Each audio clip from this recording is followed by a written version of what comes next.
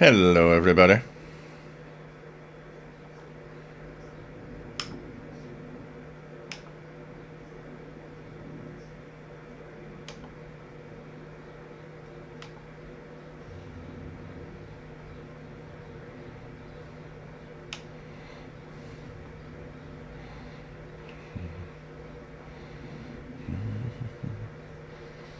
Hope everybody's all right. Remove the automatic white balance because I look like a lobster.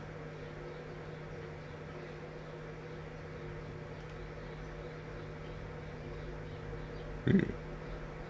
Here, I think this is a little better, maybe. So,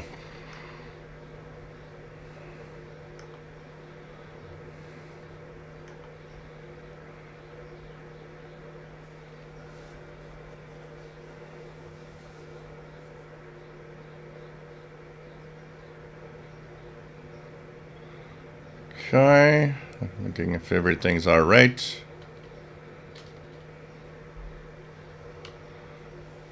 Everything here.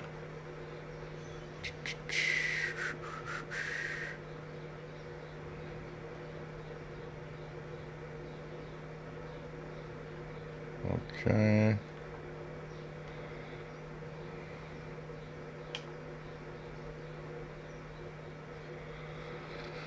Okay, things look pretty good.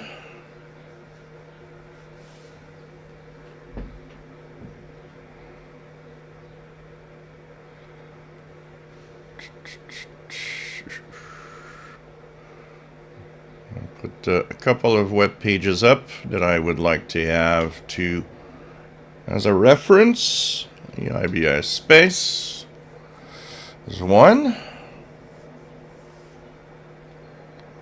And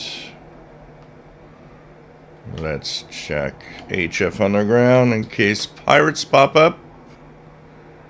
And Priam for possible numbered stations. Priam, whoops, wrong Priam. Priym. Here we go. So there's a Morse code, M12 in an hour. We'll try that. 21 UT. That'd be interesting to look at. And so, got a few things to talk about today. We're going to talk about the FMDX opening and talk a little bit about FMDXing, which is something that our friend Keegan in Arkansas does a lot. I'm not one that did a lot of it, but this week there was an opening and I just had so much fun with it. It lasted several hours. It was just great. And give you an idea of what was out there is pretty crazy. Janice, that's in Dorval, which is it's on the same island of Montreal that I am, but it's near the airport. She made a list, and I'll share some of what she received. I got quite a few stations too, and it was a lot of fun. Using the Codasend DX286, which proved to be an excellent DXer for FM band, so it was a lot of fun. So we're going to talk about a few things like that. And of course, this is our last show where technically Gander, Newfoundland, Canada, Volmet station is going to transmit. We'll have a few tuning of the frequencies where it is. I'm already got the Texan H501X on 10051. I've got the ICOM right here on 13270. Just heard one of the bulletins that ended now. It's restarting at the 20th and 50th minute of each hour. It's June 12th at 0901 UTC that it's all over. So June the 12th being Thursday. So Thursday, early in the morning of North America, we're going to have an ending to Gander Radio Volmet from Newfoundland, which is, we'll talk a little bit about it because it's kind of part of our history, and I have it with the history, kind of, my shortwave listening, and my shortwave listening, of course, included Gander and New York. So I'll have a little bit of a story with all of this. So,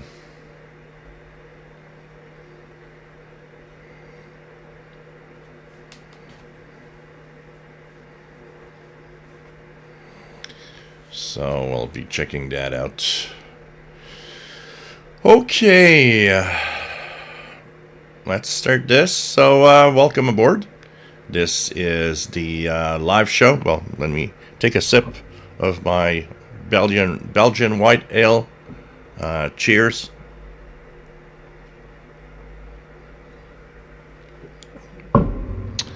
So, welcome aboard. This is a show about radio. It's a show where we talk about radio, shortwave radio mostly, but not just shortwave radio, radio in general. And actually today we're going to talk about radio in FM DXing. AM FM DXing is a thing. A lot of people don't know about it. I actually surprised a lot of people saying I didn't even know you could hear FM stations so far away. I thought it was just line of sight. And it's like, no, there's different phenomena that could actually make it go pretty far, actually. And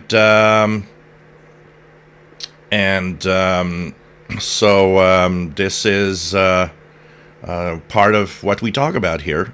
Radio of every kind. I was also going to talk a little bit about a company called Retevis that is approached me this week for me to check out and test out maybe some of their radios. But now there's a few things to that we need to handle before that, but going to be interesting to check out.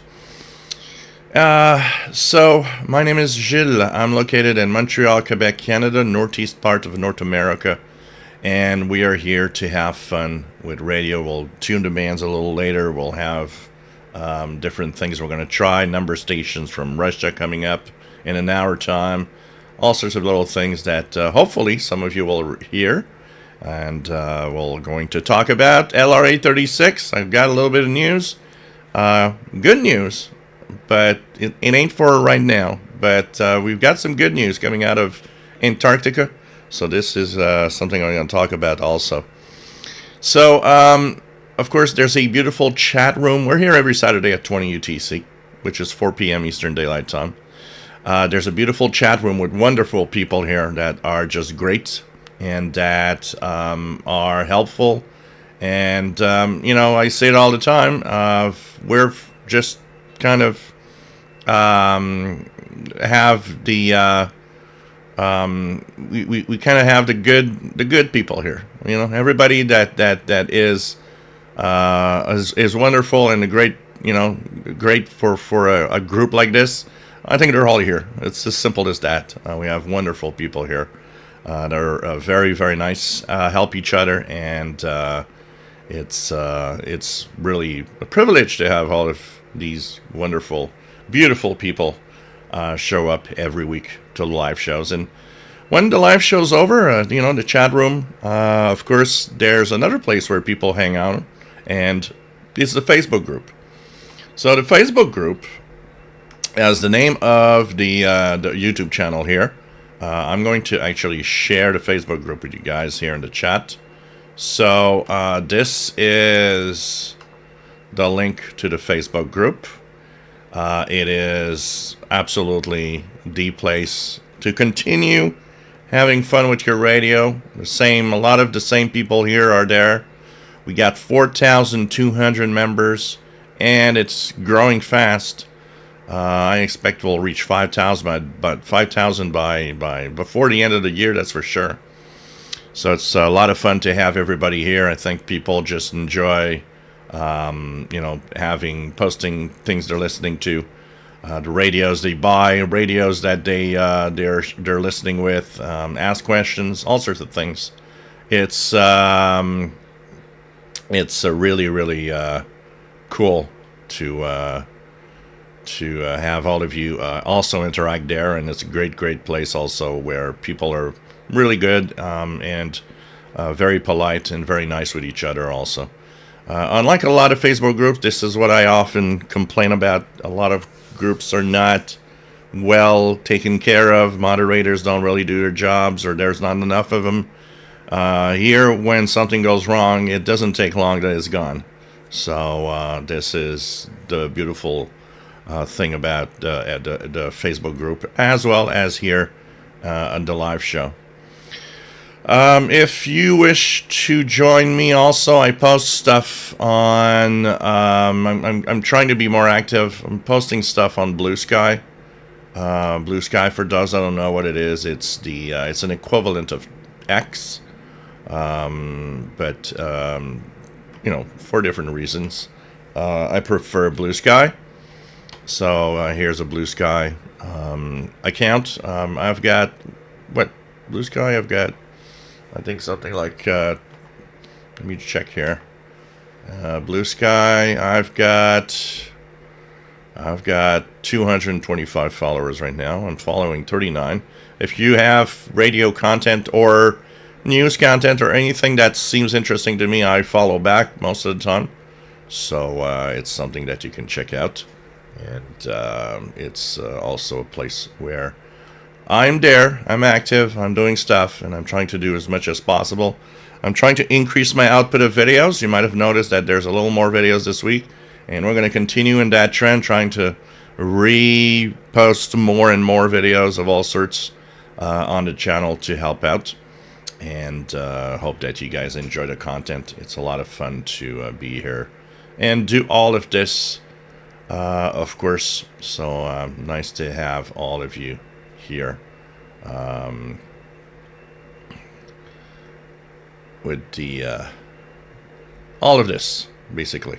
So thanks and welcome. Don't forget that if you enjoy what I do, I'll have a few self-promotional moments here. You can give me a little something through the super chat in the chat room, which helps tremendously.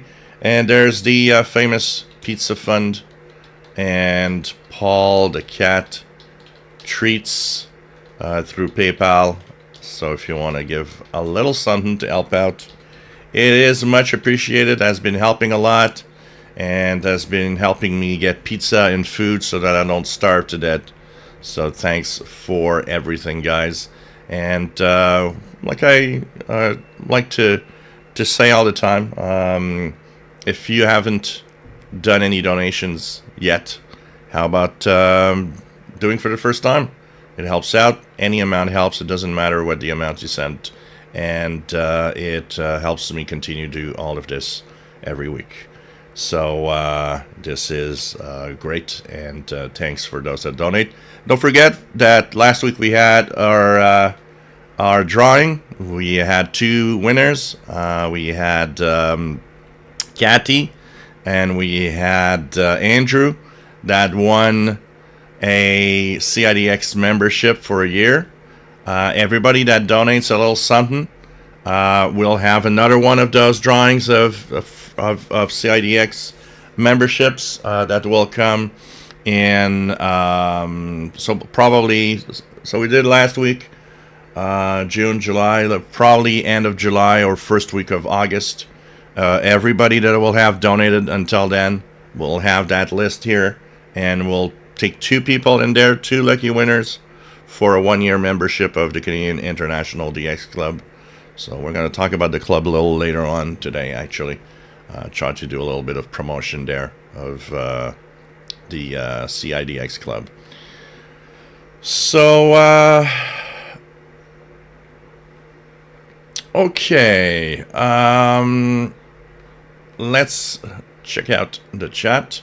So nice to have everybody here. Temperature here today is we're in the 80s. We're in the 80s. We reached our first 90-degree temperature this week, to 90-degree Fahrenheit. We had 32 Celsius at one point on Tuesday or Wednesday. It was very hot. I think it was Wednesday. A very hot day. So the air conditioning started working a little here to compensate. Today we're in the mid 80s. It's very dry, so it's not too bad. Actually feels warm, but doesn't feel muggy or bad. The biggest problem we have here is that we're part of those that have the smoke from the huge forest fires in Saskatchewan and Manitoba, Canada. And I mean, the air quality in Montreal has been bad yesterday and today. It definitely smells like smoke. So this has been the biggest problem in the last couple of days. The sky isn't blue; it's like whitish colored, like milk colored, and the sun shines through this. The sunsets have been bizarre, and the sun's like really red, and it all has to do with the forest fires that are more than 1,000 miles away and affecting us here in southern Quebec. I know that some parts of the United States have been affected a lot by the smoke also. So hopefully that situation is going to get better at some point. But really huge forest fires happening right now in the western provinces there. So more like central provinces of Canada. So it's hope that the conditions get better soon.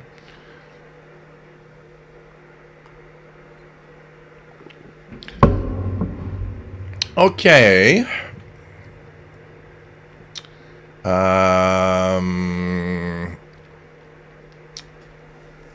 Richard Wagner, nice to have you here from Canadian Smoked, Northeast Illinois. Nice to have you here. Bob's Old Records, nice to have you here. Yeah, this is brand new. I see the little colored tags with that crown and like number 1, number 2, number 3. I don't know if it goes. I think it goes with whoever, like who joined first and second and third, or it's weird. It's definitely bizarre. Robert Fletcher, nice to have you here from New Hampshire, London 19657. Nice to have you here from Northeast Pennsylvania. Jean Arrache, salut. J'espère que tu vas bien de Saint-Hyacinthe, Quebec. Nice to have you on board. We have Andy New from Bristol, UK, M7CUN. We have Henfrilangi, nice to have you here from Scotland. Master Players Radio and Television, nice to have you here, Bobby Burgess, WA5107 SWL, in Morgan City, Louisiana. Bob's Old Record says, anyone know a Euro Pirate on 9500 kilohertz? I heard them early this morning. I don't know. The best place for that would be to check HF Underground to see if anybody logged a pirate on 9500, either in Europe or North America. I know that Mixed Radio International is one of the pirates that's been all around the bands, and 9500 has been one of the frequencies I've noted at one point. So I don't know if that could be that or something else. Kevin, nice to have you here. Our recently retired guy that probably has maybe more time for radio now. WS2H, nice to have you here from New Jersey.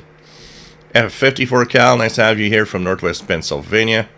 Mike B from Bayfield, Colorado. SWL Signals 23, nice to have you here from a hot and humid day in Florida.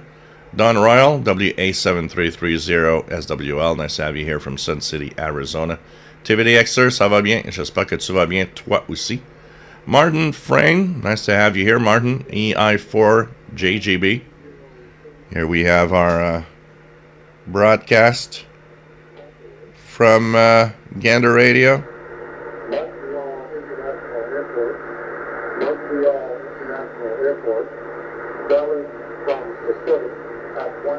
That's 10051. 13270. It's a little weaker, but 13270.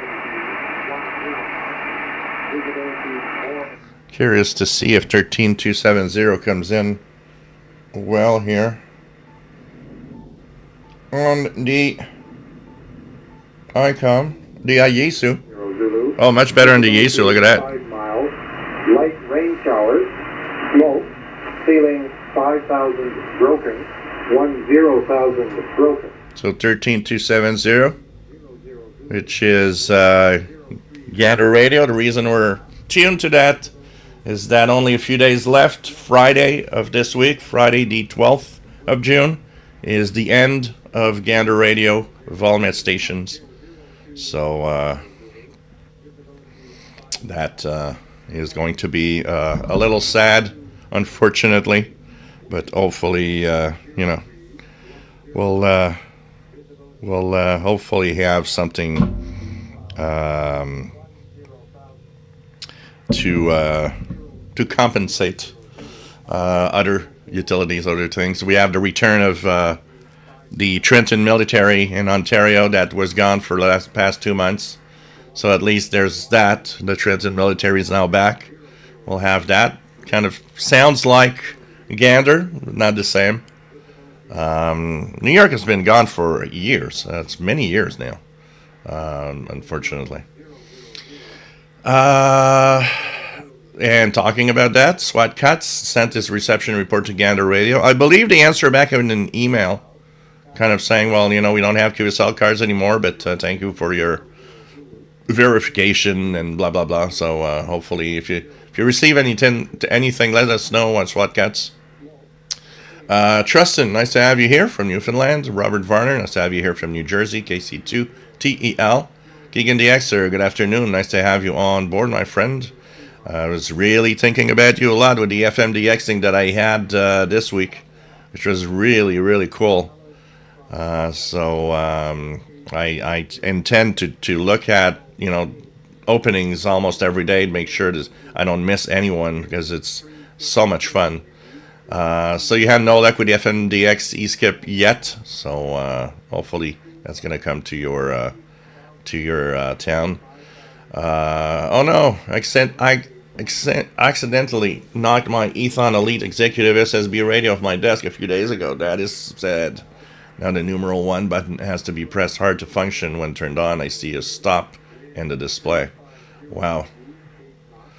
Hope that it gets better.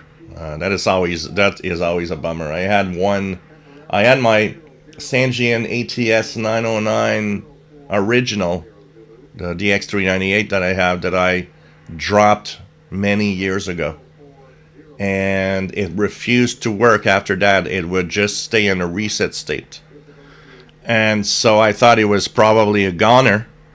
And one day, after leaving it without batteries for over a year, I thought, let's take a look at it, see if by any chances something's, and I put batteries in it, and it started working again. I was like, oh God, thank you, it works again. But it's so sad when something like that happens. Mike B says, your videos on eSkip are great. Your explanations are through and easy to comprehend. Yeah, well, that's what I try to do. I mean, it's a complex subject, but you need to try to approach it in a way that people can understand. And I shared that website to it because I stole the pictures from the website. So I didn't want to take any chances if the guy wants, because he put his call sign on him. And I was like, yeah, maybe they're kind of copyrighted for him. So what I decided to do is I put the pictures to illustrate because I thought they were great. And I thought, well, let's share his website. So like that, it's going to compensate the fact that I'm using his pictures. Keegan says, I was reaching for the charger in my power chair when the accident happened. So sad, Keegan. Hope the radio gets better, or at least works, enough that you can still use it. So cool, Cherry Coca-Cola. Cheers. Mike WX50, nice to have you on board from Northwest Arkansas. Puzzle Record is drinking English breakfast as usual. What else do we have?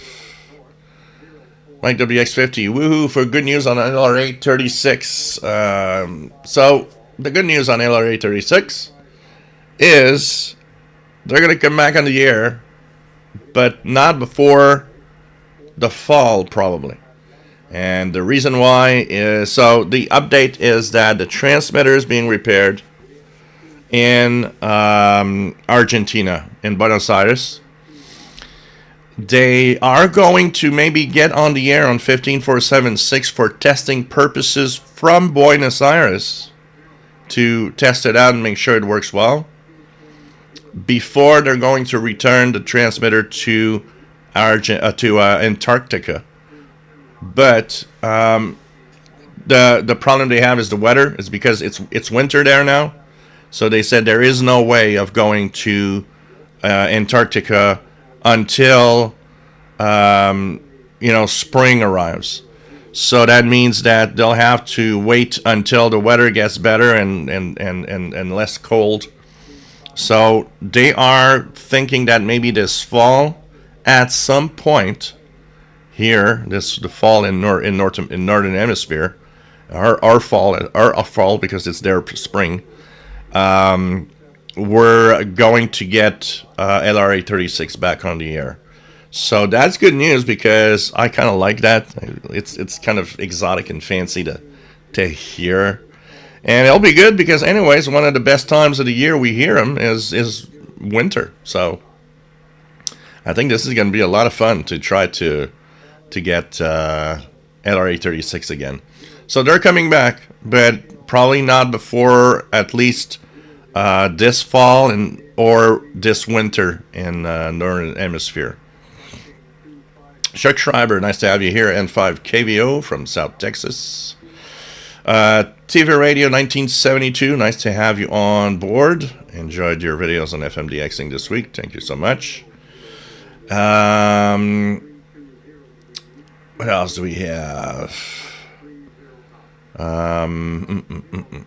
Ian Millett, thank you for the donation, by the way. I just saw that come through. Much appreciated. N3CVA in Baltimore, Maryland. KWN61, hello Kenneth, nice to have you here from Tucson, Arizona. 98 Fahrenheit's too hot for me. And for Angie, SI 4732 upgraded to version 2.26. Fantastic. I get better results with the ICR 30 antenna. That's what I use actually. Because mine came with that loop, which is, by the way, the crappiest thing you can get. If you have to get it with something, don't get it with the loop. It's crappy.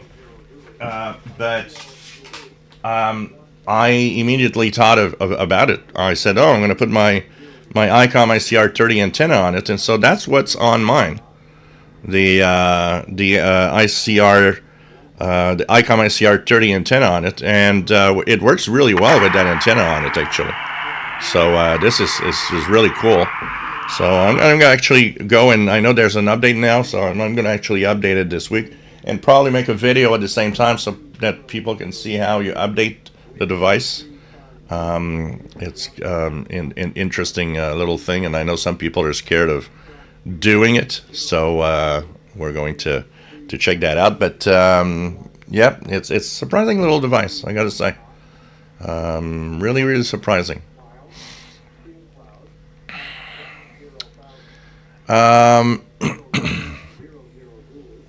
What else do we have?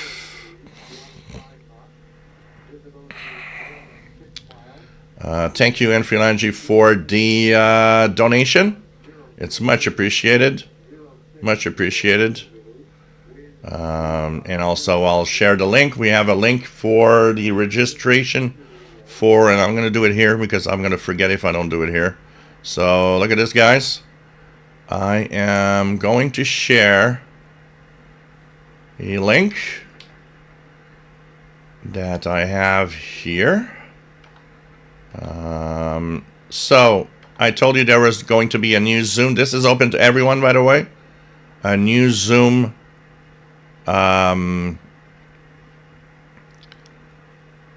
meetup this month. And that Zoom meetup. Here is the link. So, copy. Here we go. So, the Zoom meeting is on Sunday, June 29th for the next Zoom. The last one was just fantastic and a lot of fun. So, June the 29th is the next Zoom. And to register in advance, June 29th, 2025. Here's the link, so you guys can join in. So you just go there, you register, and it's going to happen. This is open to everybody. It's not just for people that donate. This is open to everyone. It was a lot of fun. It's fun to see faces. It's fun to put a face with the names, and it's just also fun because it's so different than the type of meetup that we get. So do register. It'll be fun to see you there. Hanfrey Lange, nice to thank you for the donations for pizzas and cat treats. Much appreciated. Marvin Motz, nice to have you here from Japan Islands. Marty68, nice to have you here from Southeast Georgia. And I hope Paul the Cat will show his handsome face to us today. You know, the funniest thing, he was on the chair here sleeping until half an hour before I started the show. I thought, oh, he's going to stay there. He's going to be with us all. Nope. He decided to go. Because it's nice outside, so he goes outside on the balcony in the backyard and looks down and sees what's happening.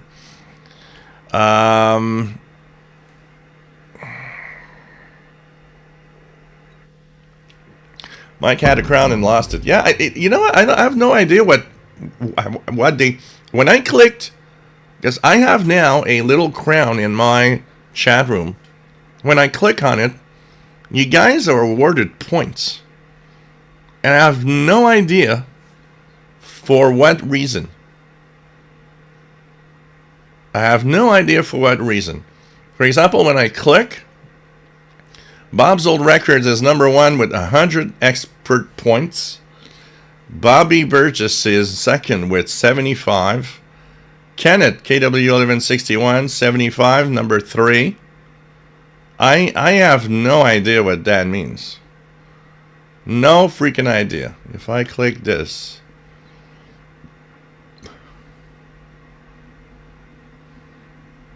So, apparently it's every time there's a new live show, it resets all of these experience points. The experience points goes with the messages that you put in the chat, so probably the amount of chat that you do, and the super chats or super stickers that you send out. Okay. So it's kind of a some weird fun thing that they're trying to do, I guess, to have people get more active. Oh well. I did notice also something new, and that's going to be interesting because I'm going to go see what that is after the live show later. I always put the check mark into the live show's chat is visible when the show is recorded after. And so people can see the chat even if they watch, tomorrow or next week. Now, there's a new check mark that I had, which is put the chat and put an AI resume that will resume the chat discussions. And I was like, oh, okay. We'll see what that's all about.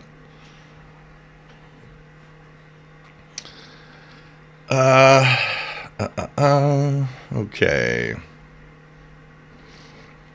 So Mike, it has to do with the amount of chat that you do and the super chats. It's like, okay. John Beckham, nice to have you on board. Prayers for the fires to be extinguished from Northeast Florida.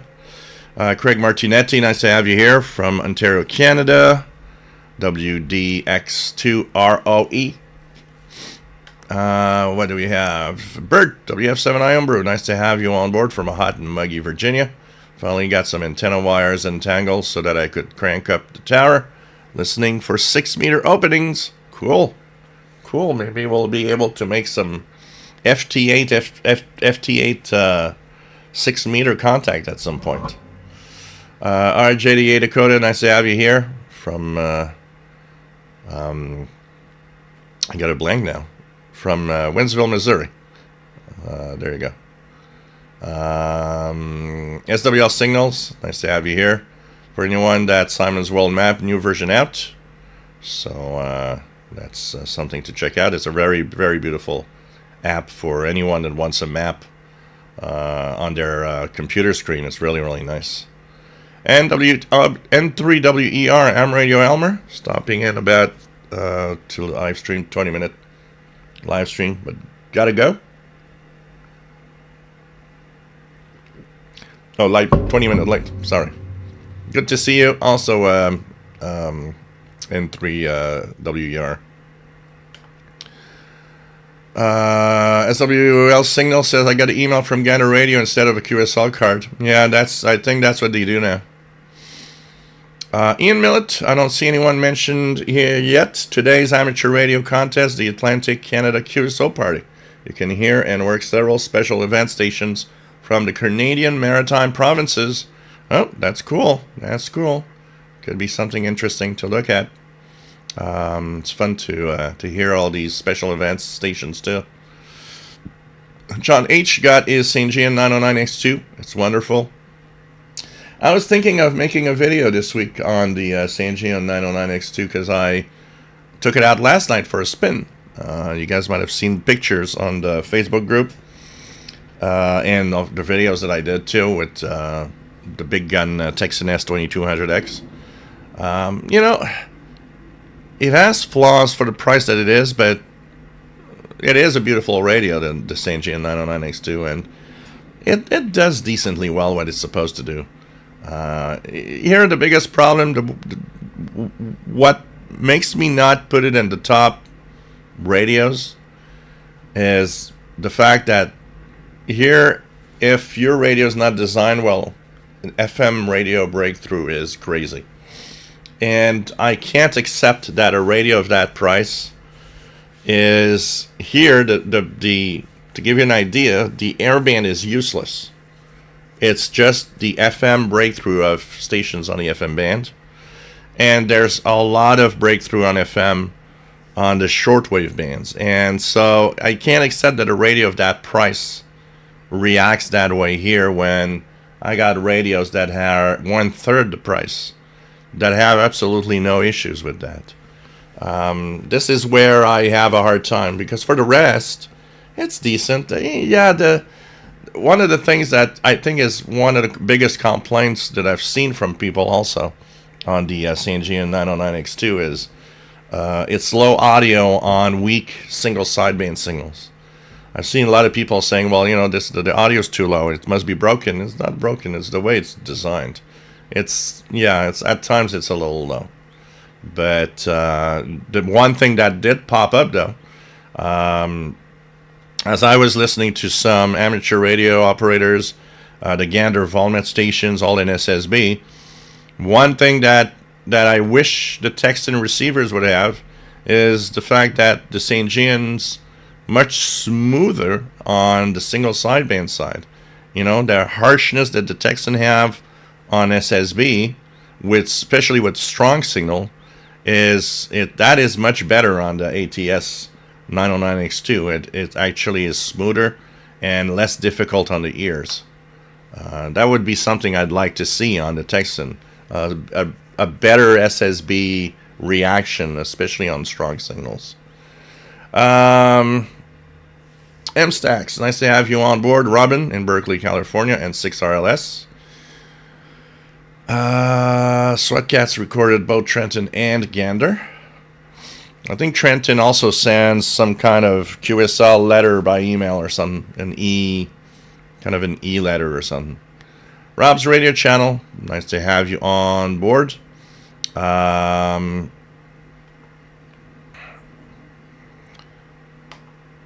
What? Okay. Just want to tell you there's something wrong with my email that you sent link for the Zoom. I have to email you with a different email. Hope. Okay. That's weird. Because you should be, when you register, you should be getting the email that says, okay, you're registered. Here's the link. When you register for the Zoom meetup. So you're supposed to have a something come back, an email coming back to you with that. So, anyways, if you don't have it, we're trying to find a way to have you join in. I think everybody gets the same link anyway for that. I don't know if I can check out just out of curiosity right now. Sign in. Yeah, if I look at the meetings and look at the official Shortwave meeting on June 29th, right now we are at 23 people that have registered. So hopefully we're going to beat the, there was I think 35 last time. We've reached 27, 8, something like that showed up. So hopefully we'll have an even better turnout next time. Will be really cool. In 19 minutes time, there will be a number station from Russia. M12 Morse code number station. And I'm going to put the frequency already, because sometimes you hear a little something. So there will be on 17-421, 17421 CW. Don't have CW, you can tune 17420 upper sideband, and it's going to be okay. So 18 minutes away. John, good afternoon. Nice to have you here. Let's continue here. Sweatcats, when I was in the Navy, that was my next chosen duty assignment called Operation Deep Freeze, going down to Antarctica. These must be kind of interesting, really experiences to have in life. Peter Barat, nice to have you on board. Pete from Mansfield, UK. Brian Penny, nice to have you on board from Cape Cod, Massachusetts. And says, awesome FMDXing this past week. Absolutely. Thank you, SWAT Cuts, for the donations. Much appreciated. Rob's Radio Channel, thank you for the donations. Much appreciated. RJ Dakota says it's barely 70 degrees where he is. So here we're at up in the 80s, up mid 80s at this time outside. The smoke seems to have cleared a little. The sun is now out. There was so much smoke earlier today that the sun wasn't even shining. It was just like a bright day. But now the sun is shining through, and I have the impression that outside it's the slight smoke we could see is maybe going away. Hopefully, because there was a smell of smoke for the past 2 days here. Tristan, it's not much fun when accidents happen over the winter. I gave my PL330 a static shock. Now I need to keep the battery out. If I leave it in, it completely discharges in a few hours. Oh, wow. Okay. Yeah. That is also something to check out, especially in the winter. Dustin Love, nice to have you on board from Alabama.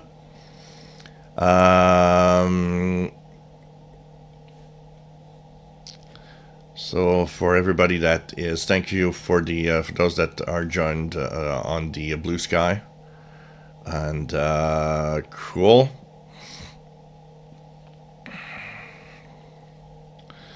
What else do we have? So people are registering for the Zoom. Jay Watterson 69, nice to have you on board. Okay.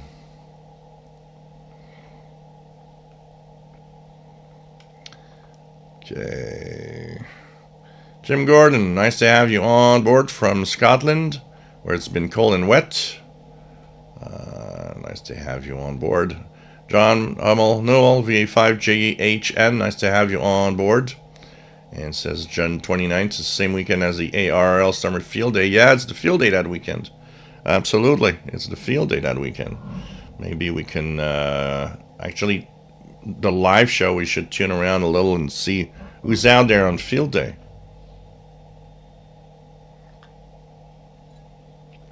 Yeah, so what gets... It's I don't know. Trust in the accurate. It's based on the interaction, pretty much. John, Mad Radio DXer, nice to have you on board from the UK, M7EIW. Good afternoon. Bob from Wick, nice to have you on board. And Freelangi ordered the SDR Play and RSPSD and looking forward to using it.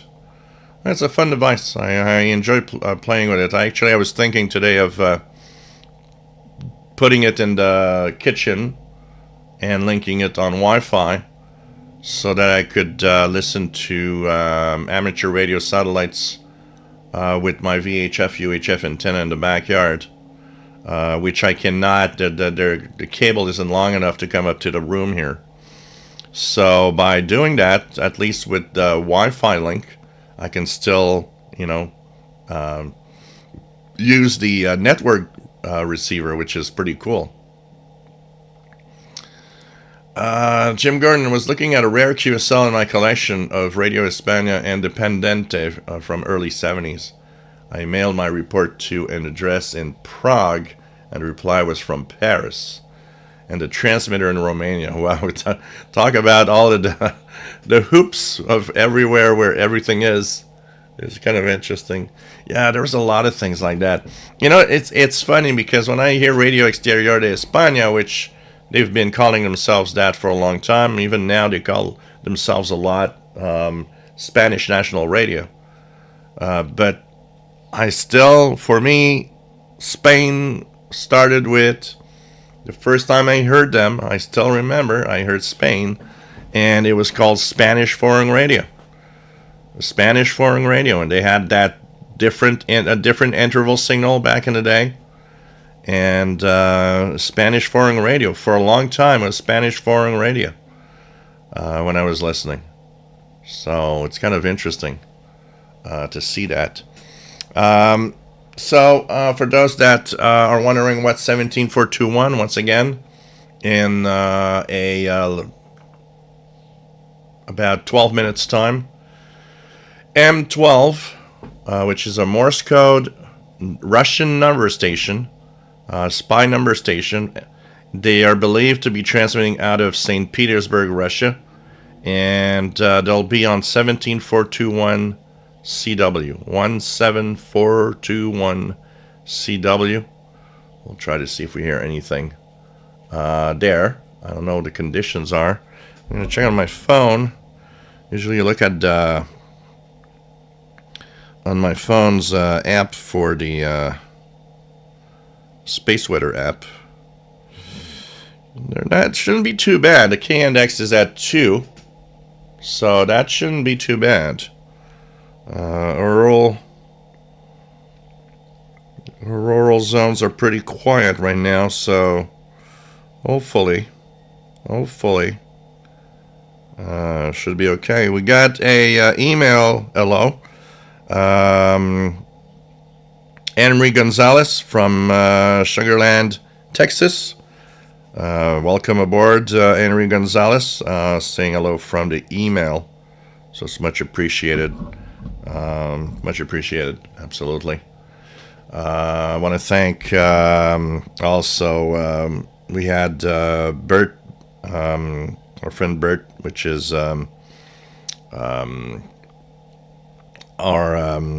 that sent me a donation, and also our friend Kevin Davidson, Blog or Die, that sent a donation also for the through PayPal.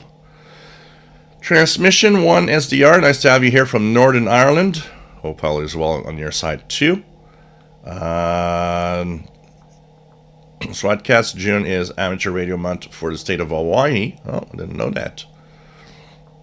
Zero, cool setup. Thank you very much. Nice to have you here. And you're in West Virginia. Welcome aboard. Thomas Burdick, nice to have you on board. Good afternoon. You hear about Shoyoung and the latest update for the LC90? No, I haven't heard any news lately out of Shoyoung for a little while, so we'll see what happens with that, if anything else is. But they must be working on some other update for sure to make things better. But they've turned a radio that I didn't like that much into something that is amazing, and I think it's pretty cool what they've done with it, and I really like it. I can tell you that. Thomas Burdick's update 4.8 include individual song searches. That's great. John Newell says we're finally getting rain here in northern Saskatchewan. Yeah, I hope that helps with the forest fires. It's pretty crazy. Pretty crazy.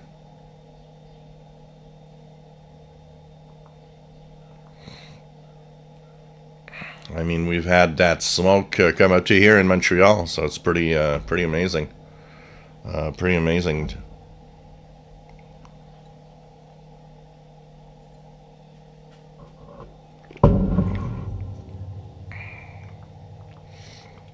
What else do we have?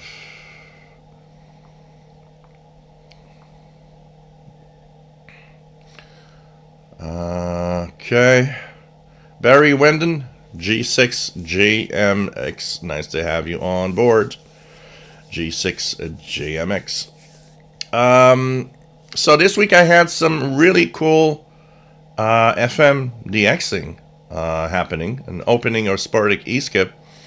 So the way it started with a random, turn on of my realistic TRC 216 old vintage walkie-talkie. And I thought, I'm going to go and check out 6 meters here on my Yaesu, and 6 meters was open, and I made tons of contacts. Really tons of contacts. It was really crazy. So I thought, well, maybe I should check the FM band. And I took out the Codicen and decided to go and tune around the FM band. And that's when I noticed that the FM band seemed to have a lot of activity. I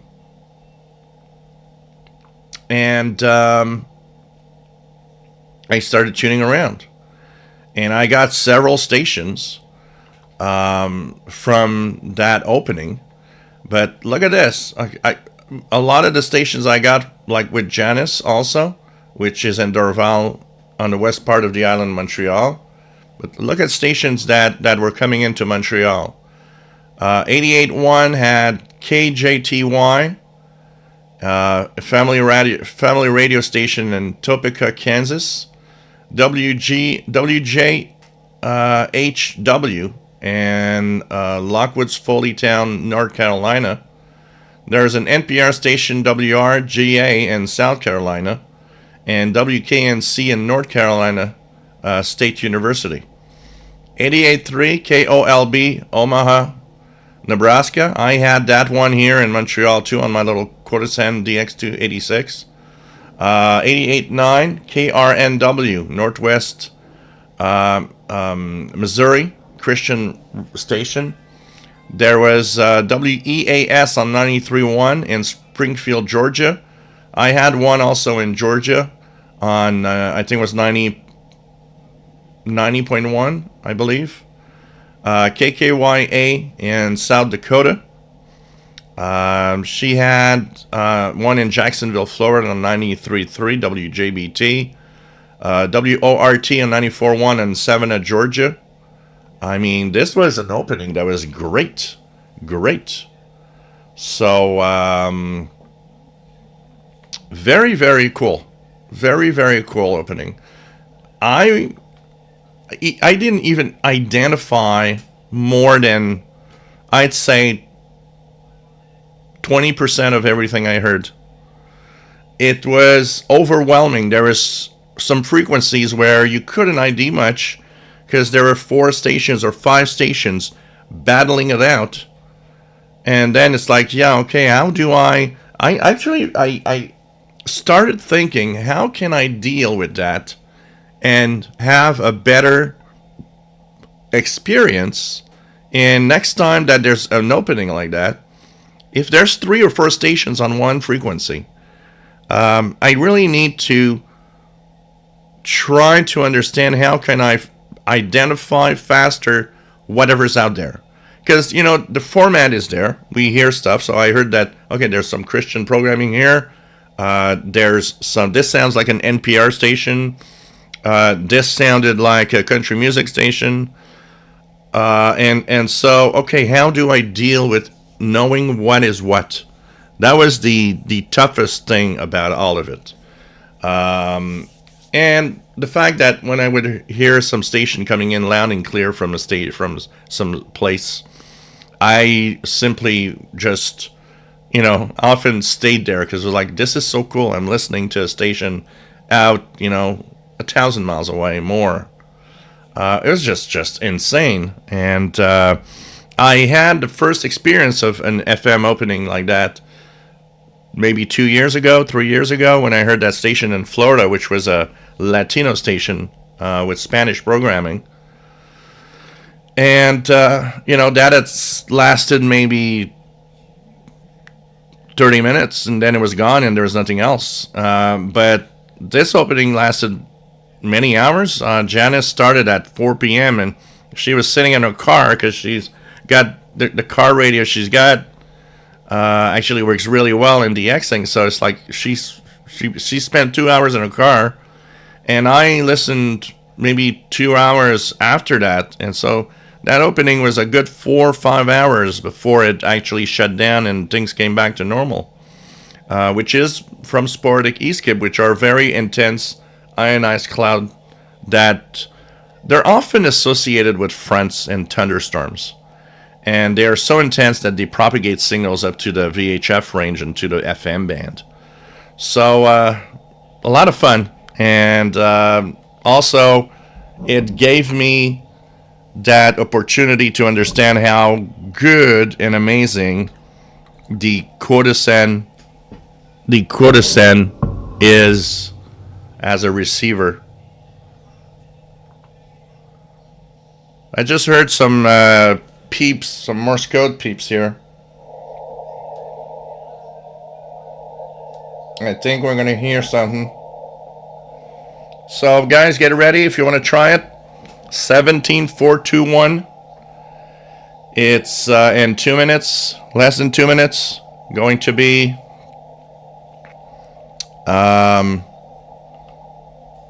Russian number station in Morse code, M12, coming out of St. Petersburg, Russia. Shane W., nice to have you here from Oregon. Loving my new PL680, quickly became my main radio. Cool. Perry, nice to have you on board from Sherbrooke, Quebec. Bert, WF7I Homebrew. Do you know if WWV on 2.5 has reduced their power or maybe gone off air? I haven't been able to hear it for a while, and I know I could get it this time of year usually. I think it has more to do with propagation. The propagation has not been great because of all the storms, this geomagnetic storming. I heard it, I think, there was a weak carrier that I could see like 2-3 weeks ago. I'm going to try it out tonight, but from what I know, it's on the air. Could be just propagation not being that great. Hearing it.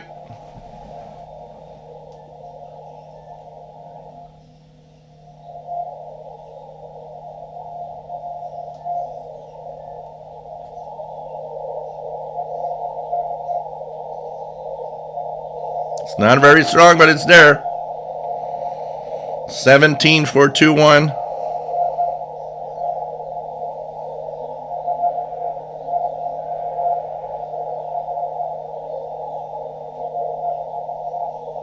So that's coming out of St. Petersburg, Russia. And it is a spy number station in Morse code.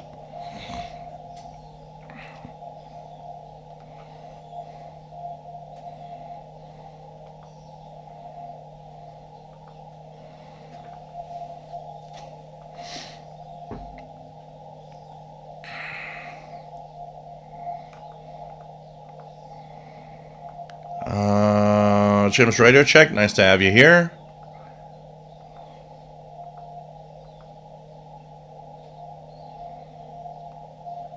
Yeah, I think it has to do with propagation conditions, Bert.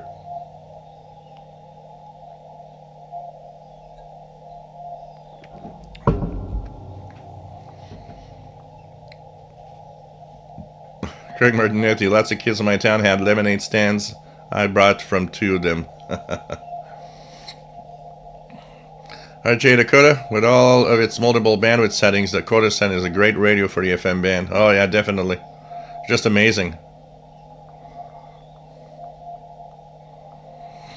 Keegan the Xer heard WRGA, JA and WEAS on occasions here in Northwest Arkansas. Chris, G7VEO allowed the Sportic E on 10 in the UK during the week.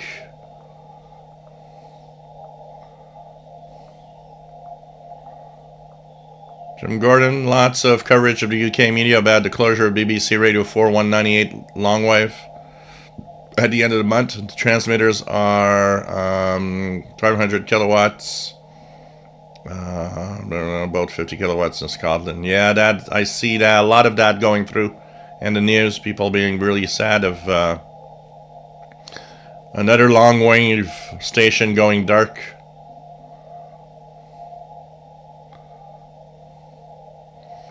Bob's Little Records, is a PL330 or 880 good for FMDX?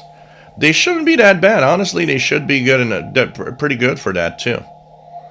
RRT08 says I would go for a DX286. Shane, can people's health be affected by strong geomagnetic storms? Not really. In fact, actually, it's the other way around. Usually when there's very, very strong geomagnetic storms, very often the cosmic rays actually go down. But if a geomagnetic storm gets extremely strong, I know that there's some of the radiation that could somewhat go pretty deep into the Earth's atmosphere, but there's no real, I don't know, I'm not even sure there was ever a study on that. Could it be possible that all of that interaction, creates some kind of health hazard? It'd be interesting to check out. Rob's Radio Channel, starting to fix radios again. I got a bigger workshop. I'm hoping to get more videos out. Cool. Please do. And don't stop. Don't stop.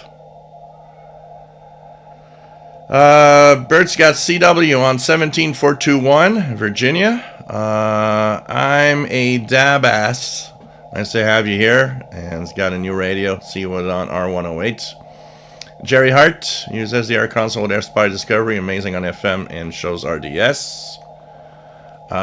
David Bennett, nice, is getting ready for 17421.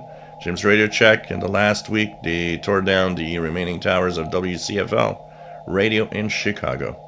Tostin Love not hearing it. M Stacks hearing 7421 via the KPH SDR in California. That's good. S5 WF7I Umbra. Oh, this is interesting. Mad Radio DXer says there's no official confirmation yet of BBC Radio 4 longwave closing. The date given is based on rumor because of the teletype service also used on the longwave transmitter. Huh. Kev, HRPO 599 here in central UK. Yeah, because it probably is directed towards Europe. Ham radio, your passport to the world. Very weak. In Kansas, 40-meter wire. Dipole at 30 feet. WF7I Umbro off Yagi, which of course is not quite tuned for the frequency, but close enough. Jim Gordon, the week has been poor for shortwave reception. Today I was lucky to hear CGTN English and Voice of Turkey. Talk about Voice of Turkey going on 11780. Did you guys notice this? Voice of Turkey left 11785 and moved to 11780 exactly on the same frequency as Brazil. Now, talk about I can't hear it at all anymore. Brazil is always overpowering it. It's like, why did you move up 11790? So still there and going on. M12, Morse code spy number station out of St. Petersburg, Russia. RJ Dakota, Q works great for medium wave too. Definitely. It's an overall amazing radio, honestly. It's just great. Jasmine, nice to have you on board from sunny Seattle. And hope everybody is fine. Bert says, starting to see a few stations popping up on 6 meters FT8, but only up to New York so far. Richard Wagner, 7200 pirates are on. Yeah, these guys. David Bennett just got some weird coded signal on 17689. Mauro Silva, nice to have you here from Brazil. Welcome aboard. Bert wants to get a crown someday. Paul, nice to have you here from Northern Vermont, AA1SU. Just came from the QTH of a disabled ham radio friend of mine.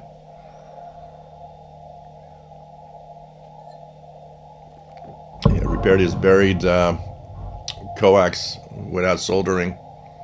Thank God for YouTube.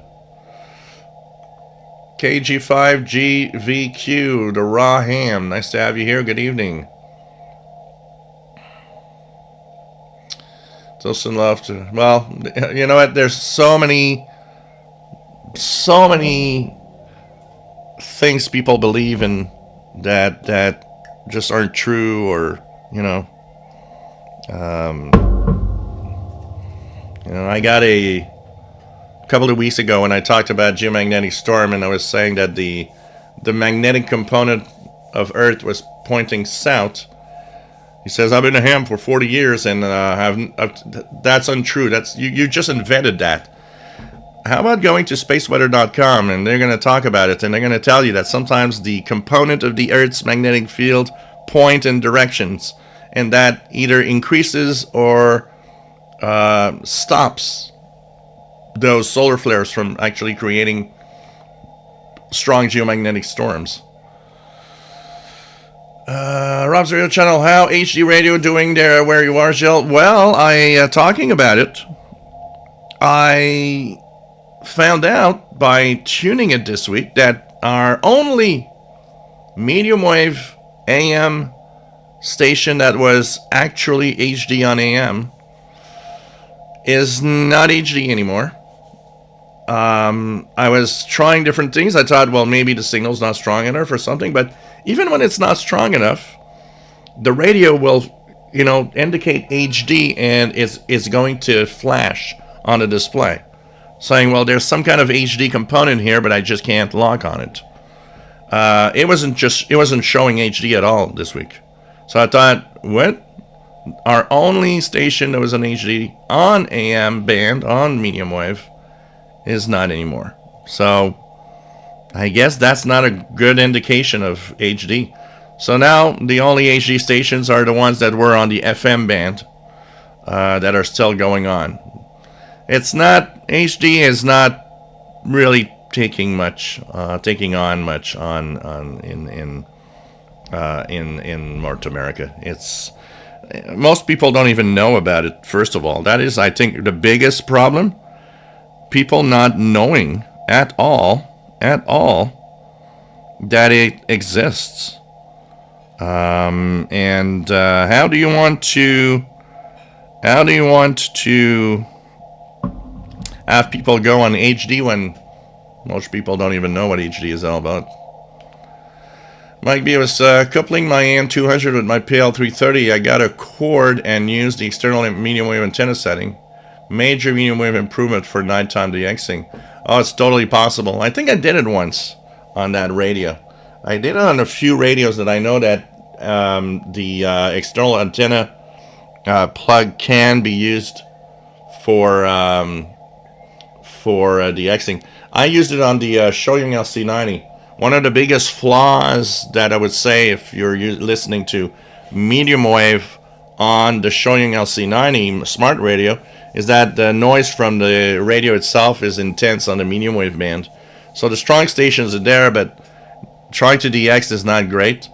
I actually put the AM200 with a cord on the Shortwave LC90, and you can actually have it use the external antenna for medium wave, and oh boy, it turns the LC90 suddenly into an amazing medium wave radio, because you could put that, the cord I used was long, so you could put the antenna really far away from the radio so it doesn't interfere anymore. Still going on, 17,421.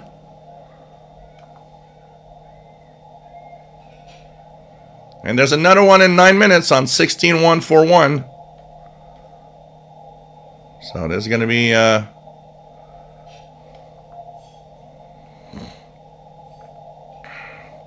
John, Tampa, Florida. Nice to have you here. Jeff K. Nice to have you here from New Jersey. Working the polls. Ho ho. And 2ZNN.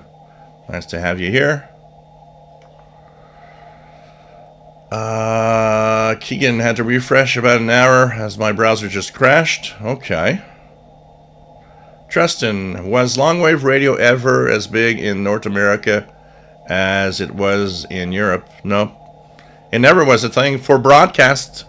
For broadcasting, it never was a thing, I think, in North America. Never. At all. All we ever had was non-directional beacons, couple of experimental amateur radio bands, and not much more, some utilities. But I don't think Longwave ever was a band in North America for broadcasts.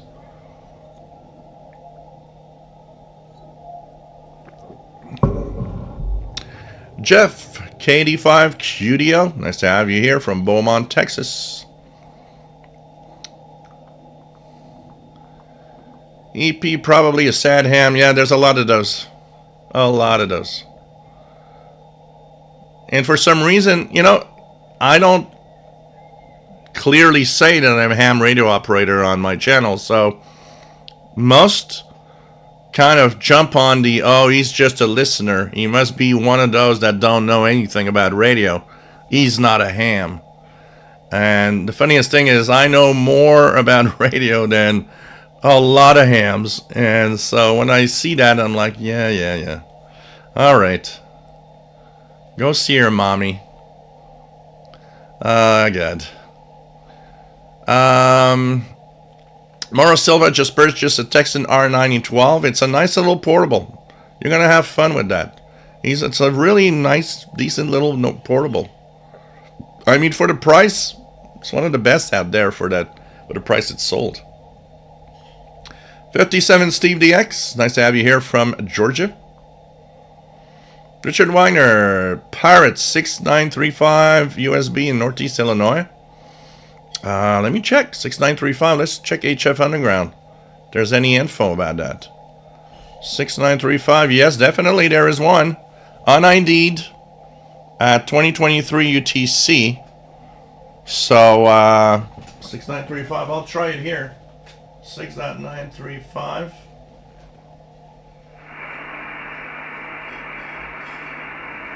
I'm not hearing anything here, but it is on HF Underground as an ID. Okay, guys, if you want to try another frequency for the number station, the spy number station, same M12 from St. Petersburg, Russia. It's going to be next, 16141. And you know what's cool with this? Is that these are frequencies I bet you guys don't tune a lot. Who goes to tune 16 megahertz? Most of you probably did a few times and say, well, there's nothing there. Why should I go there? So 16141.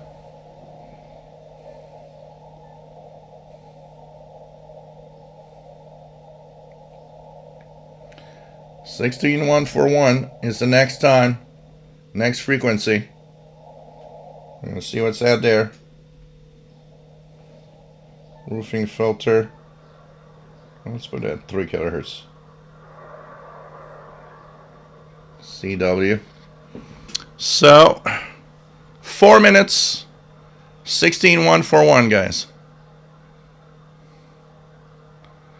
By the way, Paul, A1SU, I might be getting in the next weeks a mobile VHF, UHF, DMR capable amateur rig with 50 watt output capability. So I think with that, when I get it to test it out, we'll have to hook up and try to make a contact through the repeater. I think that with 50 watts, and it comes with an antenna that I'll put outside. I think that's gonna pretty much work well. And at the same time, I'll be able to test out the radio.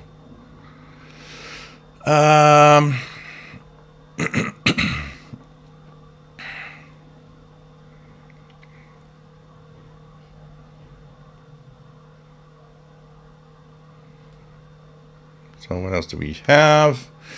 I'm a dabass. How can I improve long wave medium wave reception on the R108?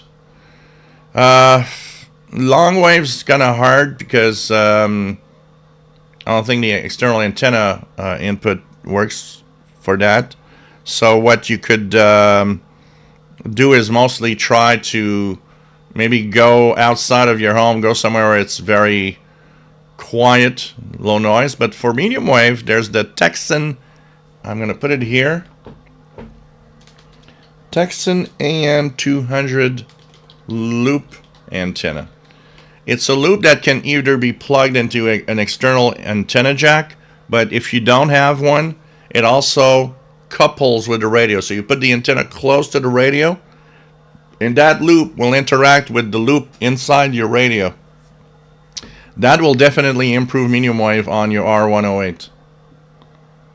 Jean Arash HD was probably too expensive for that small AM station they have to pay. Yeah, that's what I thought.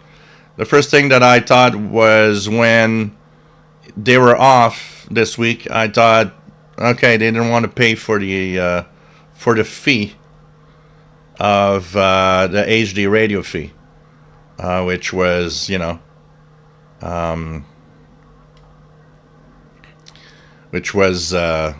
probably too expensive. I mean, I don't think they have much of an audience on 1650 kilohertz. I mean, you know how I imagine the radio land out there? I imagine that 80% of the people have an old radio, if they have a radio, and it doesn't have the expanded AM band on it. So 1650 is kind of out of range for a lot of people. And, I mean, it's a Christian program radio, Not a lot of people here probably listen to that. So it's like they probably don't have much of an audience. I never heard an ad on that radio. I don't think they have ads. So it's like, probably it's too expensive. So in a minute, guys, 16141, let's listen. Let's listen.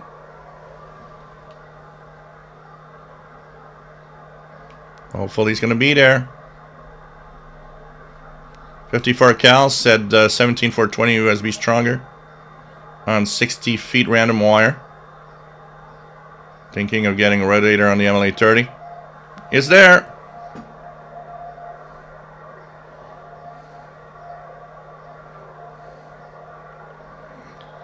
It's there. It's not very strong, but it's there. Let me try it on the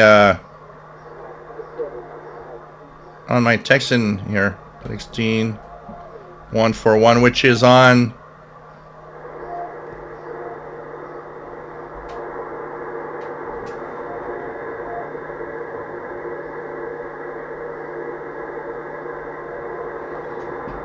Pretty much don't hear it.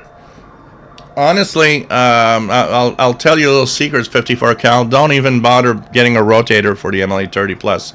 First of all, for a signal that is so far away, it will not change anything because of the way that signals get messed up with propagation.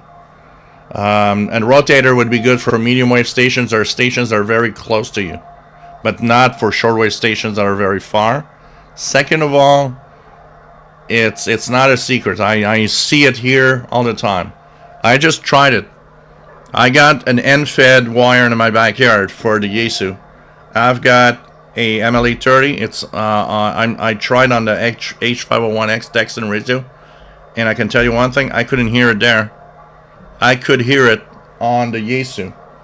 I totally have noticed that the MLA30 Plus is nice, but above, the higher you go in frequency, above 15 megahertz, the less it is a good antenna.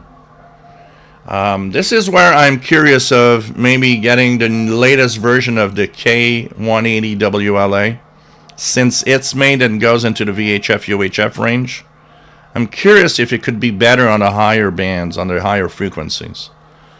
But I'm not surprised you're getting better signal on your random wire than the MLA30.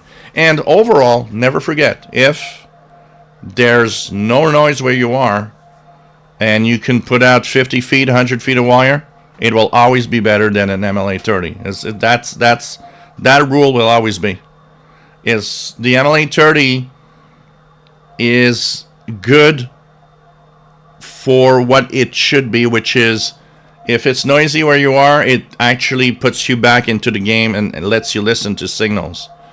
And you can hear stuff suddenly, again. But it ain't in any way a high performance antenna. It's just that because it lowers your noise, it brings back a lot of the signals. And on the lower frequencies, it's actually pretty good. If you look at anything below 10 megahertz, the MLA30 actually is very, very good. It's almost, I would say that at 5, 6, 7, 3, 4, 5, 6, 7 megahertz, it's probably as good as a long wire, or as a wire.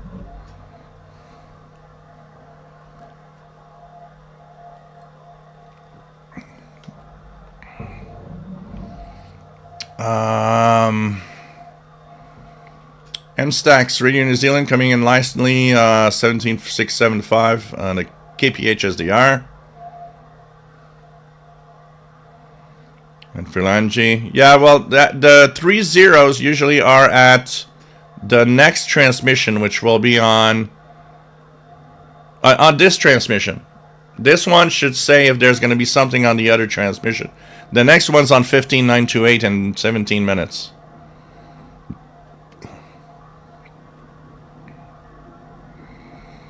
Trevor, yeah, 15770 is WRMI. Doslan, I wonder if they have specific target areas in mind using these frequencies and times. Oh, totally. They are targeting Europe right now. I'm pretty sure they're targeting Europe.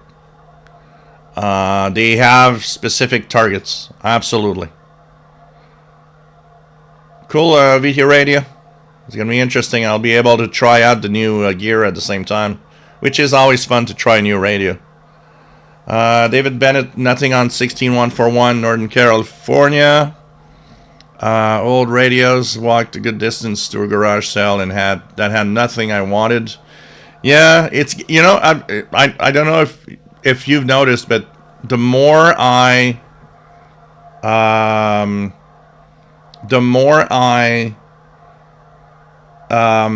look at garage sales, the less they are interesting today. I think as we go in time, the stuff that's, especially for guys like us, the stuff that's interesting is less and less of it available, unfortunately.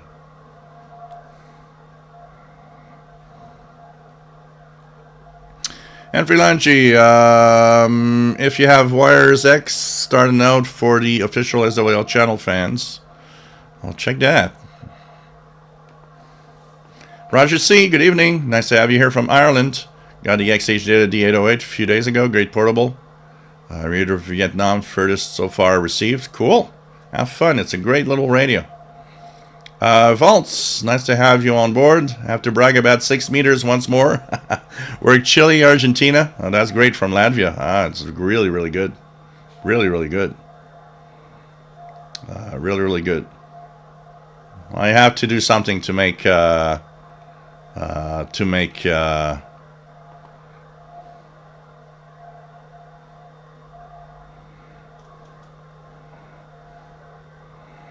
my 6 meters better.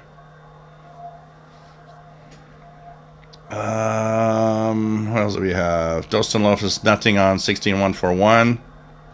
Don't forget, if you have a standard radio, 16140 upper sideband, if you want to hear something. If you don't have CW mode, you put your radio on 16140 upper sideband, or else you're not going to hear it.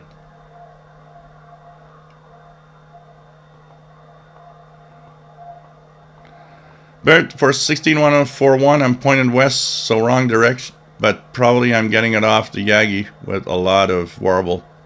Very weak, like S2. Yeah, for me it's about the same as it was on 17 megahertz. House radio channel, vintage radios, AM radio, much better than DAB. One good thing about DAB radio, Matthew Dixter can listen to Radio Caroline. Matthew Fernal, nice to have you here. Robert Thompson, I listen to WWCR mainly at night.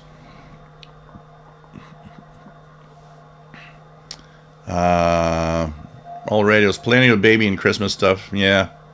54 cal. Thank you, Shell. Just put it up and learning about it. I read it aims off. It aims off the sides of the loop. Yeah, and it has to be for local stuff. Like if you're trying to medium wave DXing, for that you will have to put it on a rotator, and you'll be able to null some stations to get some other station in, and that's cool. That is really cool. But for shortwave, when you have something halfway around the world, when the signals are being transmitted, the polarity of the signals get all messed up on shortwave.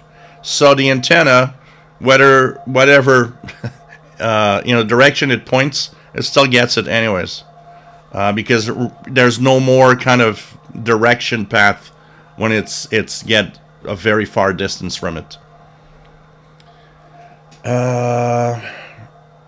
Jim's radio check. Does anybody know if K-tone radios were made for Kmart?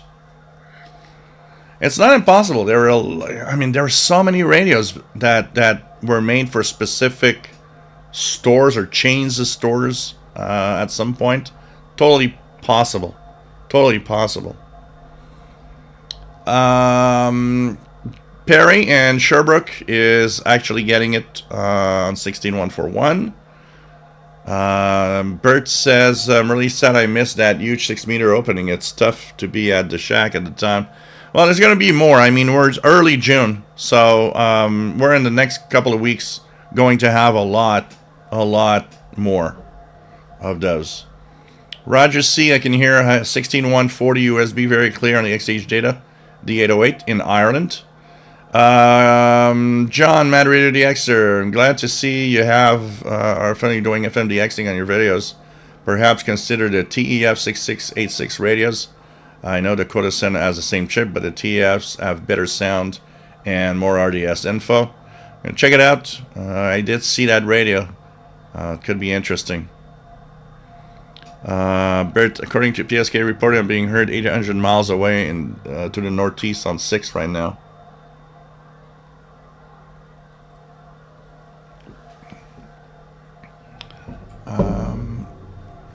Old radios, J.C. Penney at Pencrest.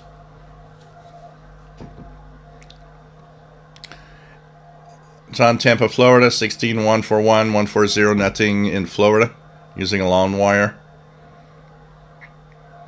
Hey, Bert, you got a crown? Guess the crowns come based on, yeah, it has to do with how many, it's a mix of how many posts you're doing and the super chat donations. It's all a mix of that.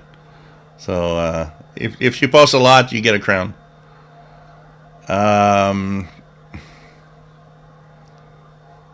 Matthew Fernald, does anybody have any good advice about the W6 LVP antenna? Okay, what, Matthew, can you elaborate a little more? What kind of advice do you want? Because I have one that I barely use. What would you want to know exactly? How to set it up? How to... Is there something that you have it and there's something you don't understand why it doesn't work well like it should? Or James Rader, check reception here in Chicago area is terrible today. Can get not even 15,000. Mike WX50, Joel, is the recommendation for powering the MLA30 with SDR Play is to connect the antenna B to bias T in the software? Yeah, that's it. That's where the power is. So you connect the antenna directly without using a bias T. So you put it directly without using a bias T box that comes with it. And once it's connected to the antenna B, you click bias T in the software. It turns on the power to power the antenna. And it should work. There is one bad side to it. So what I know from the MLA30 is that the amplifier inside the MLA30 can actually work on 12 volts. And what happens is that when you power it below, there's a circuit in the MLA30s that actually converts the power to 12 volts. A lot of people have mentioned that the lower the voltage to the MLA30, the higher the noise they get. So I don't know. I have connected directly to my my SDR Play, and I actually went back to using the bias T box because I seem to have more noise personally. So I don't know. Test it out. Choose a signal at some point and test it. Powered by the SDR Play, powered by the bias T like before. Do you see a difference in noise levels, for example? I think it's worth checking out. Darren Rogers, nice to have you here. KB2AHS in Long Island.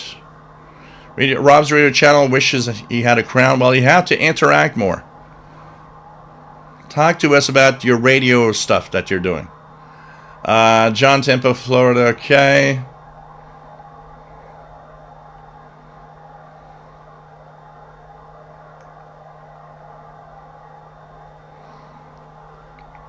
Okay, let's see. The next one, if there is a transmission in 7 minutes, 15928.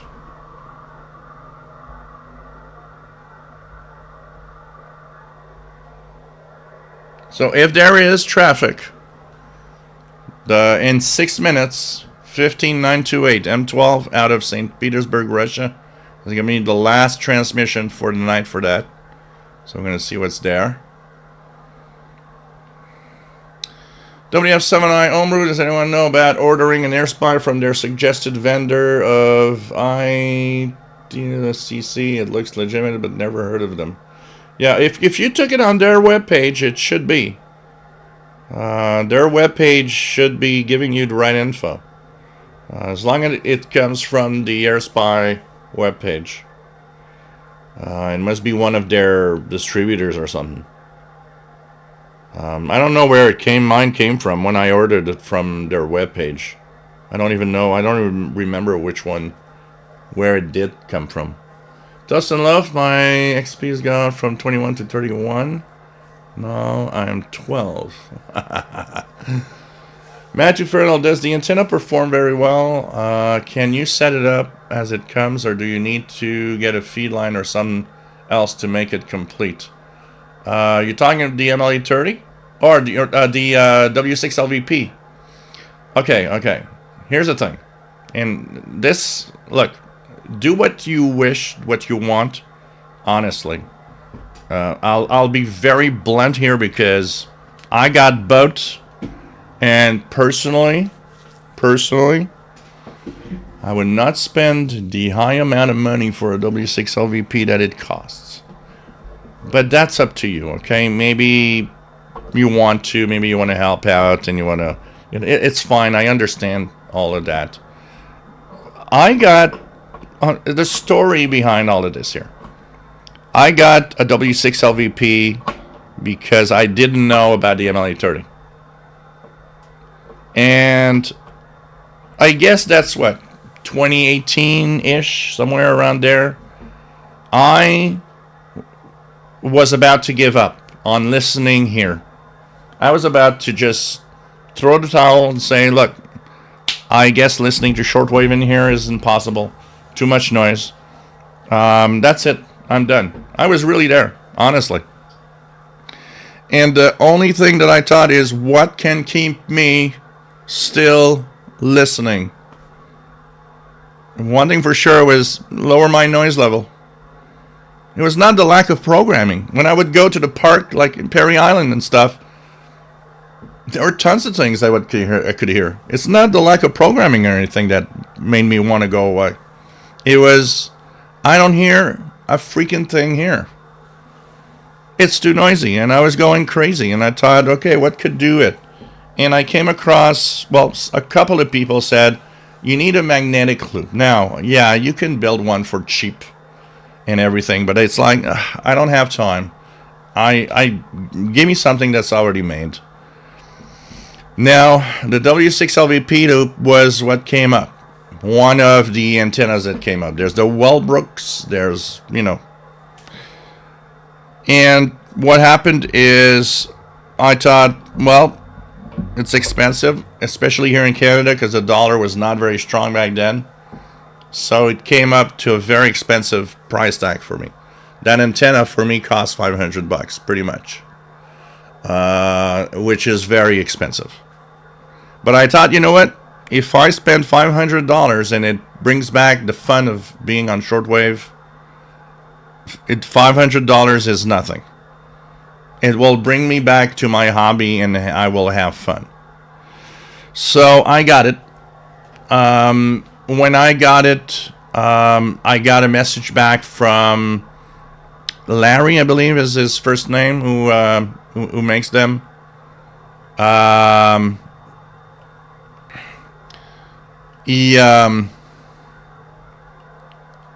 just gonna go back here to try to find back where I was. So I'm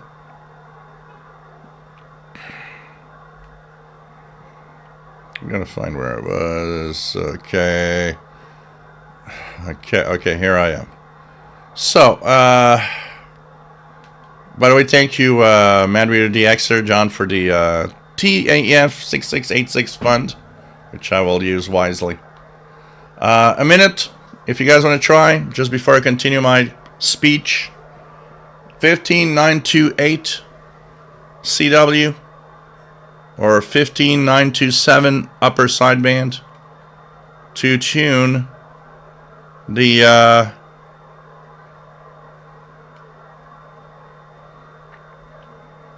M12 Morse code number station. We'll see if it's there. So I got that, I set it up, and I was like, okay, yeah, this definitely is better. Definitely is better. And I could hear stations I was unable to listen to, and I was like, okay, that's nice. That's nice. I'm getting much more. I'm getting much more. It brings back a lot, and the lower frequencies were clearly much better. Yep. I'm hearing 15928. Not super strong, but it's there. 15928 is definitely there. So, a friend of mine came up and said, hey, I got this new thing, an MLA30. And I look at it and it's like, oh, look at that. It's a magnetic loop. But at a much, much, much cheaper price. You know, MLA30 cost me $30 Canadian. The W6LVP cost me $500. And I ordered an MLA30. I thought, well, I'm going to try it. But, you know, 500 versus 30 is like, well, I'm sure the W6LVP must beat the heck out of a MLA30. Well, I got the MLA30. I put it up. And when I compared, I was just mind boggled. I was like, okay, the MLA30 is as good. I'm getting the same freaking signals for $30 that $500 antenna. So a friend of mine said, well, you know, you got screwed for $500. And I said, no, I did not. You know why? Because if somebody asks me, I can actually say, well, I've got the real deal and I got the MLA30. So you can't fool me in saying, no, that MLA30 is crap. I compare them. So what I want to say here is that the MLA30 is a complete system that comes with all the cables that you just don't have to worry about. I need this cable. The only thing you might need is the little patch cable that converts the SMA plug to whatever device radio you're listening to. Maybe the antenna plug is not the same. But for the rest, it comes with everything, including a pretty long cable, because mine's on the other end of the balcony outside here in front, and it has this long enough cable to come up through here, up to my, the bias T and into the radios. The W6LVP loop comes with 0 cables. So it's expensive, and it doesn't come with any cables. And you know what? One of the things that I did write back is, at the price you sell this antenna, I would have loved if it came with a length of coax that comes into the home. The other thing that I didn't like of the W6LVP is the MLA30 has been out there for years and it's fine. W6LVP, the first thing I noticed on the little instruction page, you got to seal it if you want to put it outside. It's like, it at the price that I paid, it should be sealed. I'm sorry, it should be sealed. I don't care. Seal it. What does it cost you to seal the freaking thing? So that's what I'm going to say, okay? For those that have one and are happy, and that's fine. It's all right. I'm not... But that's the experience I have with it. And I got to tell you, I've never would have purchased it if I had seen what the antenna, the MLA30 does compared to that very expensive antenna. That's all. Good night, Rob. Take care. Toast and Loaf stopped growing up at 12. And I stopped growing up at, maybe 12. I see things. You know what? Toast and Loaf, it makes me laugh because I see things that are for kids and I'm like, I want that. I want to play with that too. And I'm like 56, it's like, everybody's looking at me. It's like, what? It's like, yeah, I want to play with that. Looks fun. Ditto 1958, Radio Exterior Hispania 15500. So yep, it's pretty good. And don't forget that you have English on Radio Exterior Hispania on Monday, Wednesday, and Friday at 2200 UTC. I still have a lot of people that are like, well, it's sad they're only in Spanish. No, they're not. It's Monday, Wednesday, Friday, 22 UTC, and English. at 2230 in French, at 2300 in Portuguese on these 3 days, Monday, Wednesday, Friday. I wish it'd be every day, honestly.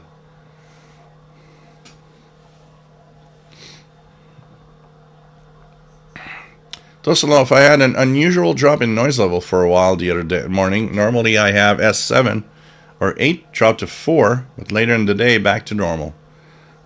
Something that creates noise around you was probably dead. My WX50 crown is back. W7 Homebrew, here's hearing 15928. Al Mason, nice to have you here. Nothing in Central Ohio.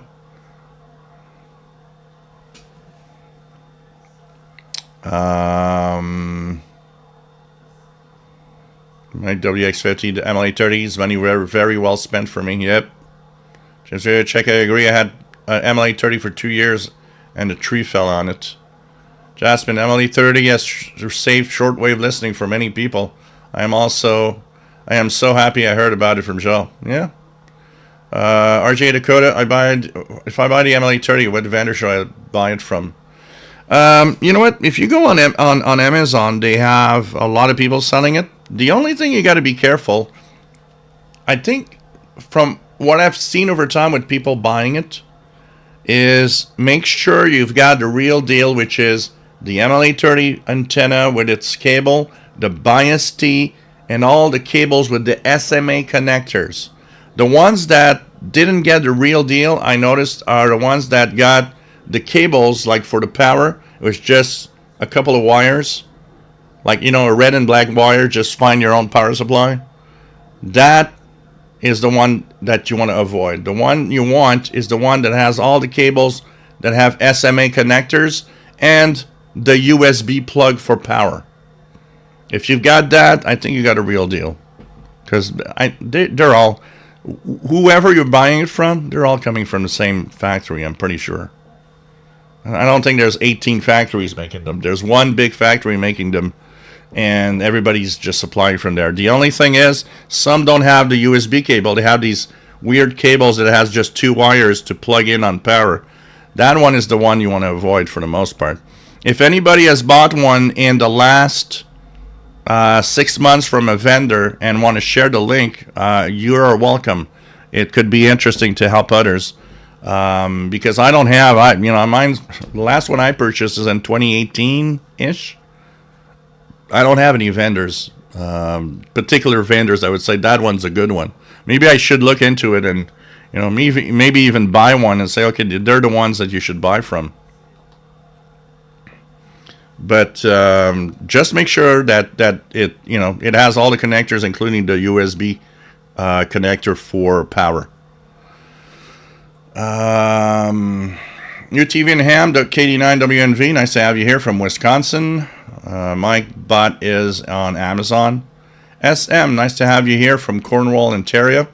Bought an ICOM 7300 for listening, but not sure what to listen to besides the ham bands. I have an MLE30 Plus and a NFET antenna with a 49-to-1 balun.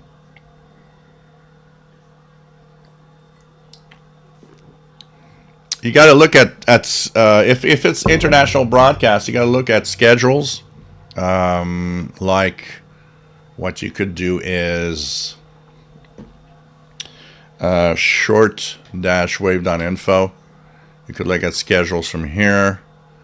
A couple of websites that are useful here, like this. You could EIBI Space is another one here for schedules. Check this one out. If it gives you, by the way, when EIBI gives you a warning of security, is because unfortunately they haven't done a HTTPS or a secure website. There's no danger. Just say yeah, it's okay. There's that. There's amateur radio, and you know what? Just tune around. There's utility stuff. There's so many things. It's a question of learning. When you're brand new, is just tune around everywhere. See what's on. See what you're hearing. and just try to find the info or go on places like here. It's like I'm hearing something. What could that be, for example? So, you know.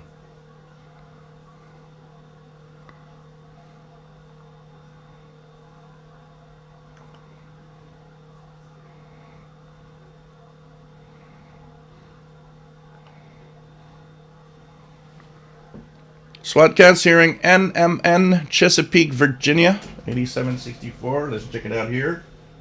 8.764.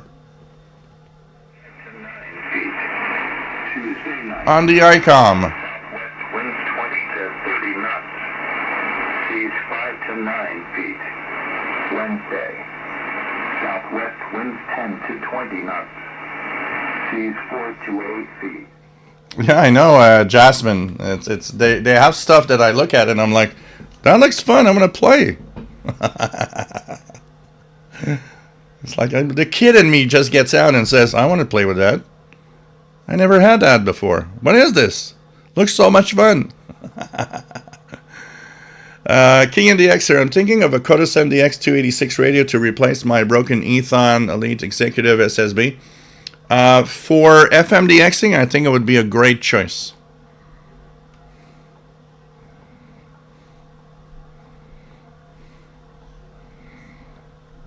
No problem, Bobby Burgess. Mike WX50, I had to buy some adapters to connect coax to the SMA connector. Yeah, that is usually what you need. Jasmine bought both off of eBay. I bought mine off of eBay too. Because back when I purchased mine, they were new. There weren't any on Amazon. They were only on eBay back then. So I bought 2 or 3 off of eBay. Do you need an account to buy an item from Amazon? I believe you do. Yeah, you don't need to have a paid account or anything. Just creating a basic account to buy. Dry and Penny, if you want to give FMDXing a whirl, then do yourself a favor and pick up a vintage circa 60s, 70s FM receiver like Technics, Fisher, Pioneer. Much better selectivity than current receivers. A lot of these old radios back in the day were pretty amazing, honestly. You know, they built, when they would make stereo receivers back in the 70s, the radio was good in it. It's not until we went to the late 80s that I noticed that suddenly FM receivers were crappy because they were all overloading on everything. And, you know, I told you guys a story here in Montreal. It's crazy. The FM, I am bombarded with an intense FM band bunch of signals that are extremely powerful. I mean, if it wasn't from the building just there in front of me here, I would see with my own eyes the antenna where they're all broadcasting from on top of the mountain. So it gives you an idea of how crazy. The quarter cent is amazing for that. It doesn't overload. It handles all of that. But like Brian says, old receivers back in the day are definitely just crazy. Back in those days, they were really good. They were well built. Like a lot of things, you know. Look at a lot of the stuff from back in the old days. How they were so well built, you know. And to save money, they started crapifying everything, which is kind of sad, you know. Anthony Andriola, nice to have you here. KE6 DLR, Tony.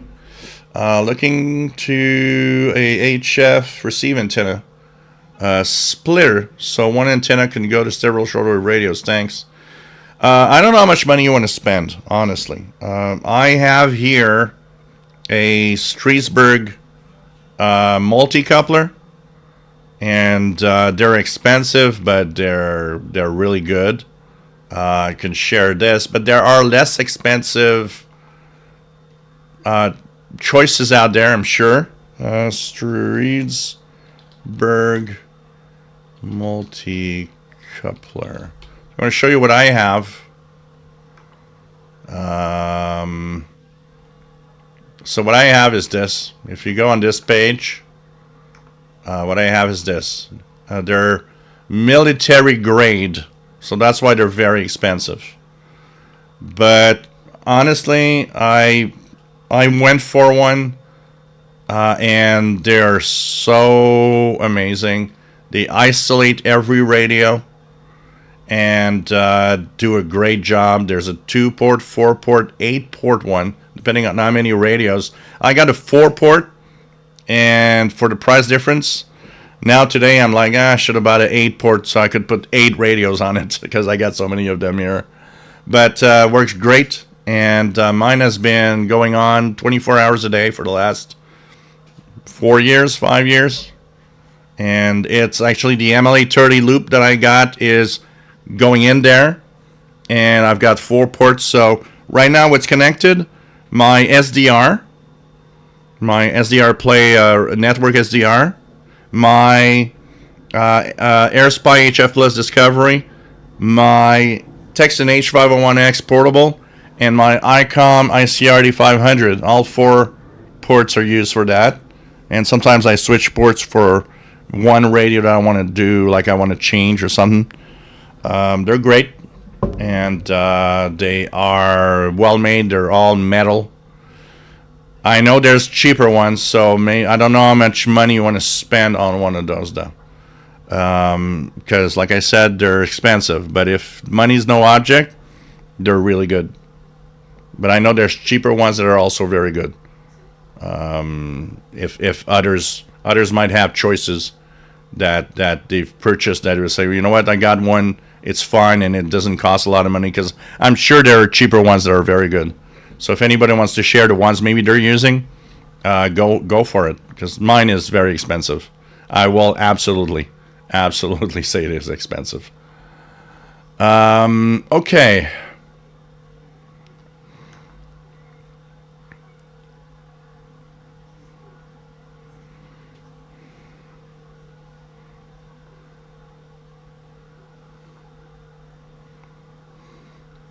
Steve Burnham, nice to have you here from Pennsylvania. Matthew Fernal, anybody have any antenna suggestions for FM? You know what? I don't know what you're looking at for suggestions of antennas. From rabbit ears on TVs to TV antennas, which are great for that. I don't know what you actually would like to have, though.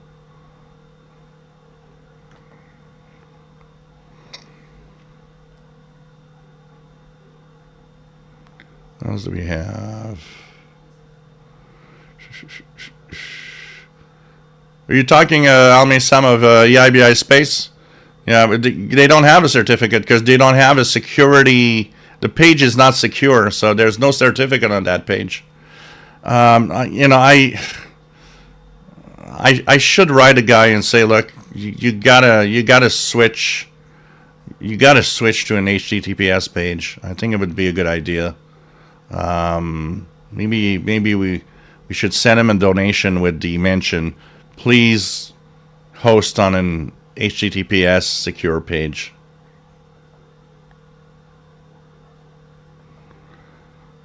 Aspen, yeah, otherwise, yeah, exactly. You gotta have ways to identify stuff, because you're like, you don't want to be like in the 80s when we were listening for a station for 2 hours before it's like, oh, that's just this, but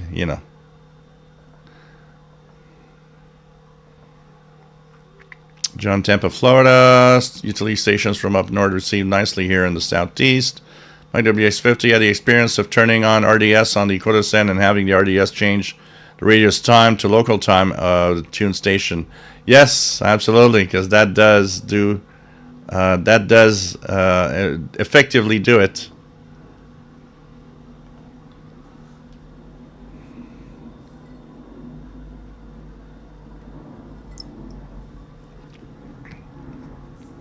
Jasmine, my nephews are much younger, and one of my nephews went to, like I did, went to applied sciences in college.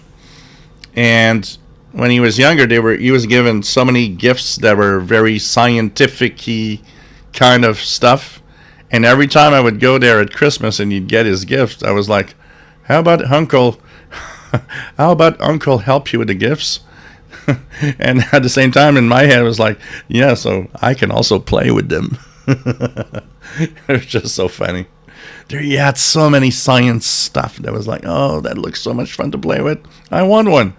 Yeah, actually, there was one science kit that he got that I thought was so cool that at my birthday, we had a party for my birthday, and that's like 10 years ago. And on my birthday, my nephew came up with a gift, and he said, I got a gift for you. I was like, what? I was like, you were so happy with my gift at Christmas that we thought we'd give you that gift also, because it was just so much fun. And I did play with it and had a lot of fun with it. Oh, God. That's, being kids. That, we got to stay like that. I'm actually very happy to have the kid inside me that just wants to, oh, this is so cool. I want to play with that. That's it. That's it.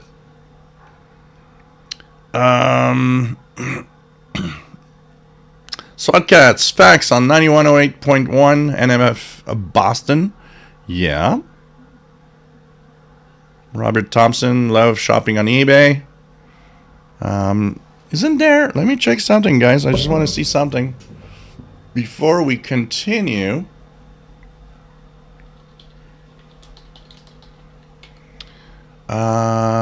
Shortwave radiogram. What was the schedule of it? Okay, schedule 2330 9265. Okay, which was the one we listened to the other day? Saturday 23. So 23 is coming up in an hour. And what is it? 1 hour? Yeah, it's 22 right now. Yeah, I should look there. 22 in an hour's time. If you guys want to try it out, shortwave radiogram. If you guys would like to try to decode shortwave radiogram from WRMI, the software you need to do this, and for those that want to try it, if you've never done a decode of any digital mode before, okay, what you want to have is this software, FLDG, and you want to, so let me just put so download, what does this download? Yeah, okay, FLDG, FL amp. Let me just try to find a better... There was a place where I could download it, which was easier. Once again, this one might actually give you... Here we go. FLAMP, FLDG. Here we go. Here we go. Let me just... So for Windows... Copy link... This is where you can get FLDG. It might warn you that this thing is not secure. It is. It's just because it's unknown for the filters. So this is the software to download. And that's for Windows. But if you have a Mac or Linux, this is a multi-platform. This is what I like about FLDG. There's a Mac version. There's a Linux version. If you have a Linux distro, try to find FLDIGI. Now, a lot of Linux distros have a store, an app store. Usually it's there. Go to the app store of your Linux distro. Try to find a software. Install it. You'll be able to decode. And in 1 hour's time from now, I'm going to actually switch the screen here to the computer. And we're going to decode what is called the shortwave radiogram. That is a very, very cool little thing. The only thing you'll have to understand next is how to install the software, plug the audio to the software from your radio, and we'll try that. we'll try that. Okay, as we continue, I will take a break for 2 seconds because of my personal duties as a caregiver. I need to go check on things. If you like what I do, how about thinking about a little donation? It's much appreciated. It helps me continue. You have no idea, guys. Monetization is rather crappy lately on YouTube, and this compensates really a lot, and it's really cool because it helps out, and I'm here for that every week because you guys come and help me out. I'm trying to reach out to those that have never donated before. How about a little something? Super chat. There's a little dollar bill in the chat. You can actually go there, check out how it works, and you can send whatever amount. It doesn't matter. And of course, there's the pizza fund. Okay? And Paul the Cat treats. And this, of course, can be done through PayPal also at the PayPal email I got here. And I will see as I'm going out if I can bring Paul in to show you guys. I'm not sure I'm going to be able, but if he's available, I'll have Paul the Cat here. So I'm going to be back in about a minute and a half, 2 minutes max, as I go and do my little check. And at the same time, hopefully I'll get another beer so that we can continue. So this is hopefully enjoying. And in an hour's time, I'm going to try the shortwave radiogram and see what we can decode out of. Hopefully, the signal is going to be strong enough. So, back in 2 seconds, guys. I'll be hopefully still alive in 2 minutes.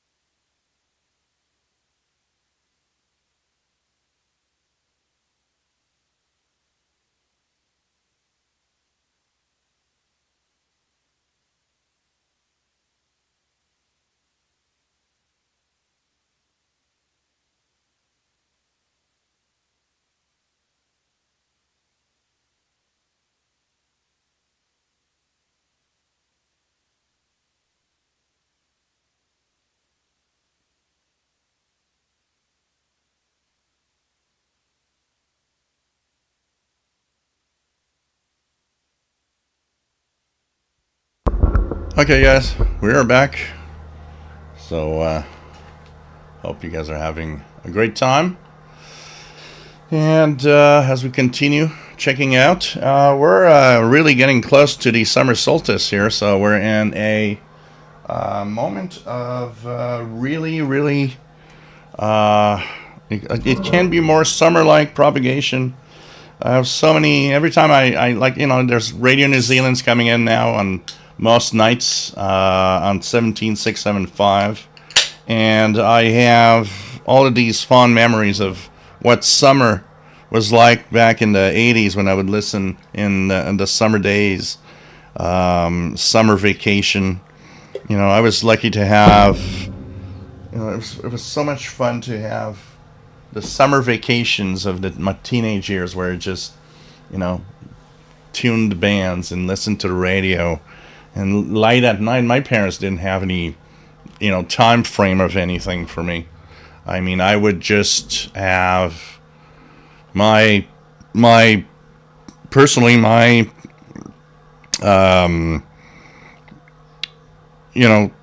parents just like in the summertime, at any time, didn't really give me any, you have to go to bed at 10 or 9 or 10, 11 or whatever.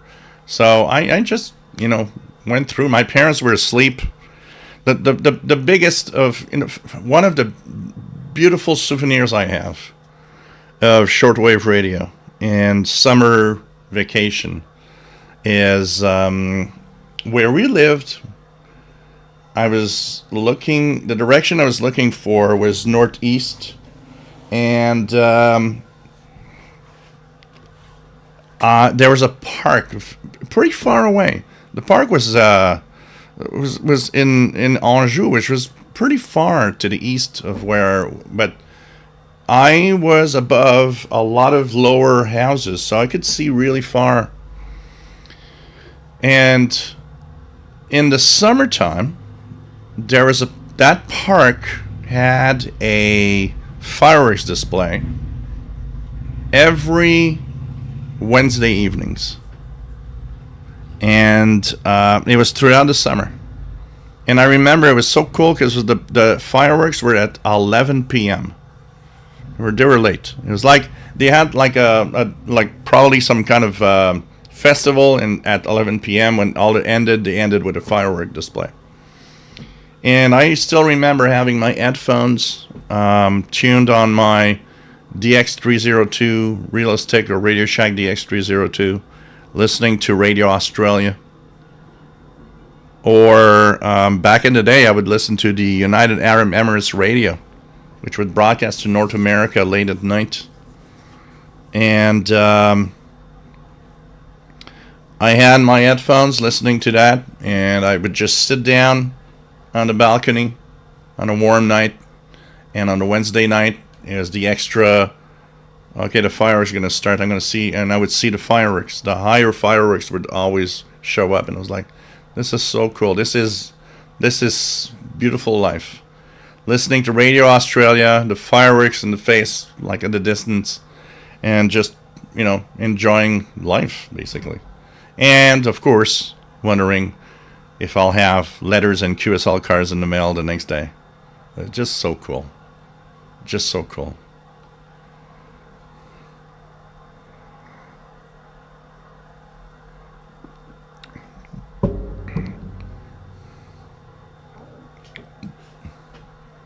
Yeah, RDS is fun for that. Like Mad Radio the Extra says, I definitely like the RDS, because the RDS is, if you have a receiver at RDS, it's kind of nice.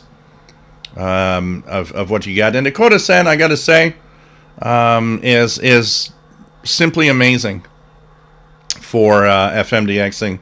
And with the RDS, you can sometimes ID a station. Mike WX50 spent too much money on eBay, bought a Panasonic RF4900 Kenwood R1000. This is the place where you get those stuff. Jasmine, hard to sell you a new thing if the old thing lasts forever. Definitely. Definitely. Richard Wagner, I have one I got from Amazon or Ali, about $39 US for port, and it's good. Tosinov, you can't have enough ports or shelves. Yeah. Take care, TV Radio 1972. 54 cal Amazon seller, Well Home Innovation. DM Jig Pro is the brand price, $44.30. green LED version. So Richard Weiner posted this on the Facebook group a few months ago. I can use RDS on any of the radios I have that use it because it always resets the clock in the radio. But a lot of the radios have a menu that tells you don't set the clock. I know that there's quite a few radios that have that menu you go to, and it's like, just don't set the clock, please. Don't use RDS to set my clock. So, but yeah, if the clock is important to you, it's on some radios it might be yeah. You know, Jasmine, you're in I don't remember the exact biochemistry or something. I'm trying to remember what you posted once. To go to that length to be where you are, I think, like I am, and like many scientific people are, you also have the inner child that love these science stories, and it has to be there. You don't go in as a science field, and especially a very advanced science field, or you know, whatever it is about science or health or whatever, without being extremely curious and enjoying a lot of the toys, kits, and stuff that are made around to try to make us, you know, wonder. I remember my brother worked at it was a warehouse. It was a big warehouse in Montreal that would actually give all the hobby shops around Montreal that would order stuff, you know, remote control toys, whatever. Everything came from there. And when he worked there 2 years. I had the best freaking gifts you can imagine because he had a discount. He would pay almost half of what you would pay in the store. And I still remember the first year he worked there, at Christmas I got a physics. It was 200 physics experiment. And now, let's talk about it. It's physics experiments from 1982-3. I mean, you got stuff in there that can kill you, burn you, or it's not the physics kit of 2010 where we have this very, very basic thing because we don't want to hurt you and you don't want to be killed or no. I had the real kit that, there's fire, there's gas, there's, the first thing in the book is like, well, you got to get yourself some alcohol for the burner. It's like, yeah, that's not a kit from 2010. That's a kit from 1980. It's like, yeah, get yourself alcohol. Ask your mom for alcohol for the burner. It's like, yeah, the hell with it. I'll just pour it in. That was, and honestly, I'm so happy to have lived through that part of my life where, yeah, a science kit can kill you. But that was the funnest science kit you can ever have. But oh man, that kit was so cool, so cool. Man, why did I go into applied sciences in college? Because all of the curiosity behind it was just so amazing. And shortwave radio is the same thing. The curiosity of all the radio waves coming through all around the world, and oh man, it's like electronics. I was fascinated in. So that little chip does all of that. That transistor. Okay, so I'm amplifying a signal with a transistor, and it's like, this is so cool. There's some part of me that I'm still a child with all of that. I'm still like, oh, this looks so much. I went to a store with a friend. Store downtown Montreal sells artists stuff. So she needed paints and she needed all sorts of artistic stuff, brushes and things. while she's choosing something which takes a long time, she says, you can wander off and see what's in the store. I found that one part of that store has science kits for kids. I started looking at the science kits, and she's like, she finds me and she says, "What are you looking at?" I said, "I just want all of those things. They look so much fun. I want to bring that home. I want to play with that kid. That fun with water kits looks actually fun." It's like the kid in me is still in there, and that's pretty cool. I think we gotta keep that kid alive. It's important, even as we get older. WS7 Homebrew, the inner kid keeps us going in life. Yep, and much better than adulting. Yeah, many times it is, definitely. Matthew Fernal, I'm looking for one that's not super pink that will pull in weaker signals quite well and won't take up a lot of space in my backyard.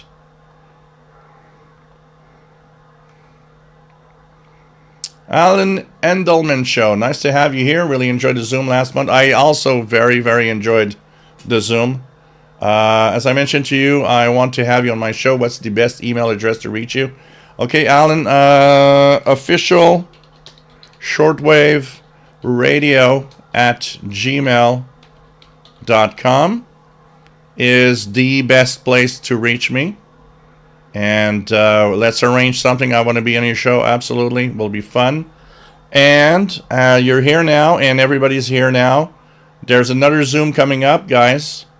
And I will actually share the details again on June the 29th, Sunday, June the 29th at 20 hours Universal Time is our next Zoom.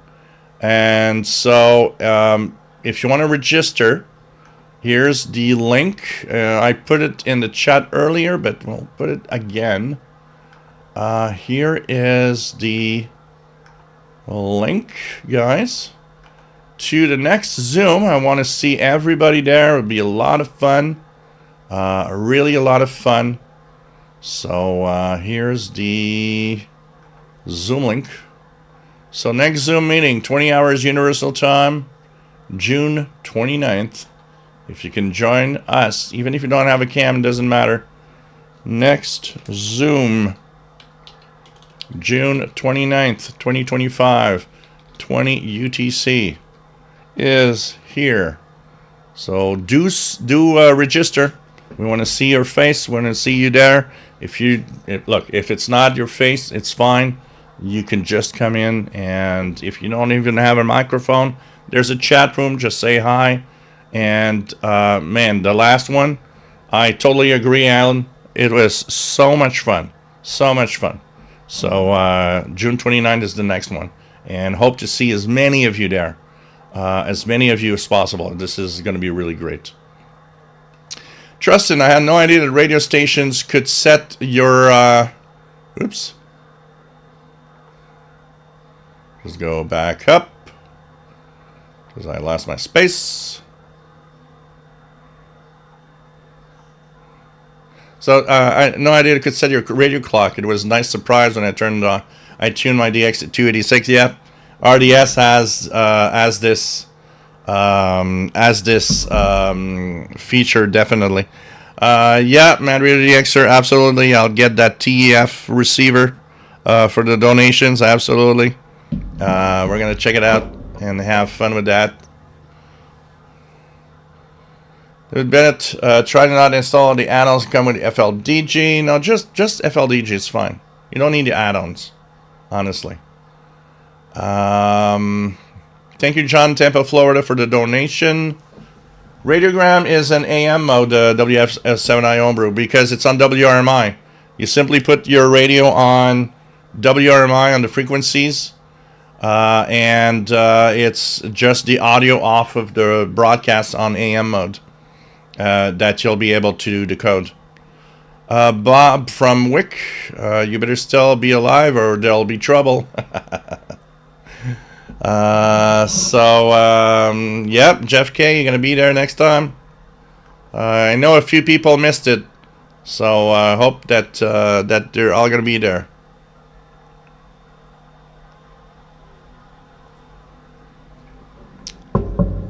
RJ Dakota, Pirate on 6935 is better. Let's check it out.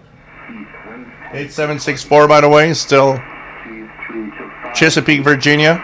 Gulf of America east of 87 west to 9. Southeast winds less than 10 knots.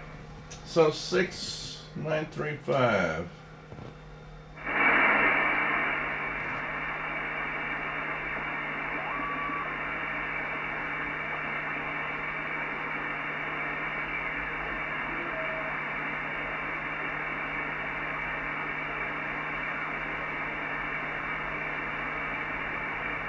I'm not hearing 6935, but I'm hearing a faint carry on 6930 though. So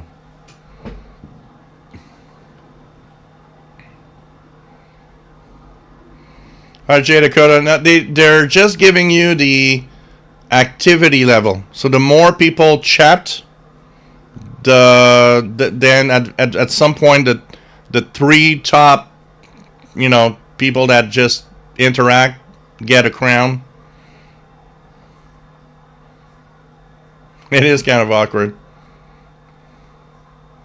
Yeah, exactly. It's like a top poster. Trustin has Radio Romania 9740 in Western Newfoundland, and I just kicked the camera.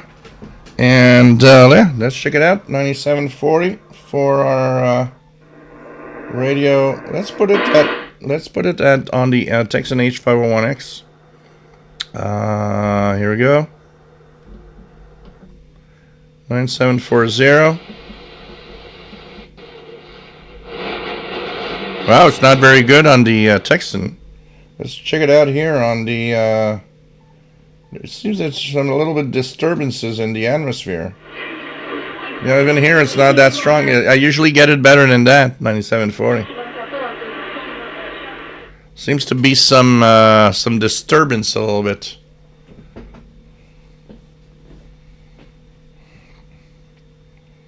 Yeah, I don't know. Maybe it's weird. I actually, when I looked at it, I was like, is there a way to turn it off? It's kind of weird. Let me go back here. If I go here, yeah, and you get some XP points, which is so weird. But there doesn't seem a way to turn it off. It's some kind of, I don't know. They're trying to have people interact more, I guess.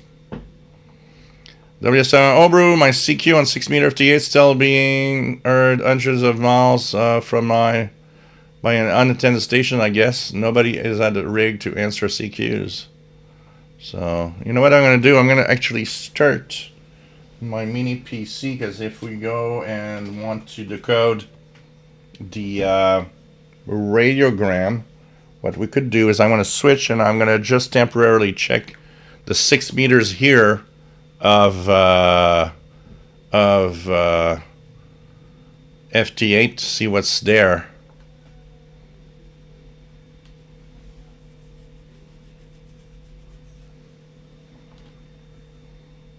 No, United Emirates, Emirates. Oh, wow, I got it. United Arabic Emirates Radio was broadcast from UAE. They had a transmitter site there, not broadcast from America. It was really broadcast from the UAE. They had a transmitter site. They had their own broadcast several times a day. United Emirates, UAE, United Emirates Radio. Anyways, I lost the name tag here. Got a couple of QSLs from them from the past, but it was not broadcast from America. It was broadcast from the United Emirates, Arabic Emirates, over there. They had a transmitter site.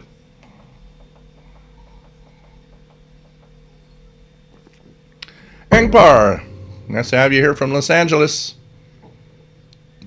Thank you, Roger C., for your donation. Much appreciated.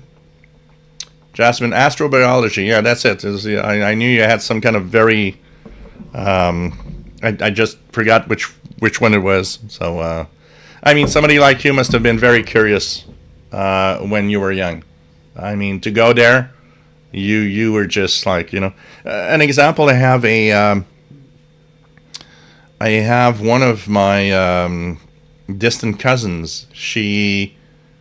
When she was young, we kind of lost a little contact, but for some reason she asked me as a friend on Facebook because, like, probably she heard a lot about me, and she's like, well, I'd like to know, because when she was very young, we would see each other a lot, and then we lost track because, life and the way things happen. And I remember I'm not joking, she was sometimes sitting down, and there was like a ant nest, and she would just sit down and look at the ants go in and out doing their little job. She never would hurt them or anything. She would just like, and she would sometimes go and, like, I remember one day she had a worm, and so like, look at the worm. It's like, first reaction for me was like, this is disgusting. And she was like, look at the worm. This is interesting, nice. It's like, why do they come out? And she would ask questions. It was like, why do they come out when it rains? I was like, and she was like 7 or 8 years old, and she had all of these questions. I was like, wow, one day she's going to be, I don't know what she's going to be, but she's like, and she wasn't afraid of insects or anything. I remember one day a spider, and I was like, everybody was like going crazy. There's a spider, and it's like, she just put her hand, the spider went on her hand. She's like, I'm just going to put the spider outside. It's going to be okay. The spider's going to do something. It's like, it's like, and I found that so cool. And today, she actually works in a shelter for animals. And I'm like, yeah, I'm not surprised. She cares about all types of, living beings on the planet, living insects or whatever it is. She is like, I'm not surprised. I see pictures of her from time to time, and I'm like, wow, she looks so happy. The other day she had a picture of her like all with like, all dirty, and she had a little piggy, and she was like this big smile, and I'm like, yeah, you're in your element. You're happy. You got a little piggy in you, and in your hands. She doesn't care. She's dirty. She doesn't care. It's like, I don't care. It's like, I'm happy. I would see her do something like that. I was like, yeah, okay, that's you. That's you. From beginning. So astrobiology. Well, no, one day we'll have Jasmine in the top of the newspaper saying that Jasmine has found life on Mars. Finally, somebody had proof, and Jasmine was the one. The reason why RDS is essential for me is when I do eSkip, because here in Europe you have so many different languages. Listening to them alone will not get you an ID, absolutely, because you don't understand their language. But the RDS will give you something to check out, absolutely. And Europe, oh man, yeah. Here in North America, it's like everything's English or French. And, like, yeah. And most of it is English anyways. Jasmine enjoyed kits and puzzles, and later telescope and microscope. My parents bought me. Yeah, I got a microscope, I got a telescope, boy. I remember putting an ant under my microscope for the first time and just looking at it, and it's like, wow, an ant is so hairy. It's just, yeah. Old radio, same with STEM toys. I see some of those, and I wish those existed like in 1998. The STEM toys, yeah. Oh, man. Oh, Mike Hill, the physics experiment was almost that. Like, you build your own black hole. It was crazy. Crazy. Old radios was butter clouds or whatever in them days. I'm so tempted to buy some myself.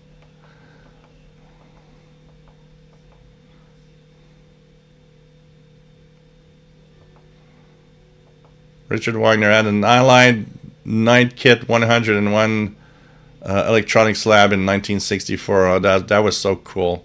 Jasmine, I grew up with STEM kits, and my first exposure to astrobiology was when Lucian Walkowitz visited us in the Girl Scouts long before she became a Library of Congress chair of astrobiology. Wow. You know, these are things that change your life forever. I had a physics teacher in high school that was so, he talked to me. While half, if not more, of the class just didn't care and was just going nuts trying to pass that class. Because if they wanted to go in college and whatever they wanted to go, they had to pass this class. Man, that class talked to me. I remember he would give out the exams by order of, like, it was like a decreasing order of your grade, which I never thought was cool because you shouldn't do that. You should just give out and not mention anything. You should just give out the exams. But because I find that, if you give the exams to those that don't have really good grades, it's kind of degrading. You don't feel like continuing. But anyways, he was like that. And I was with one of my best friends. And he said, I didn't understand a thing.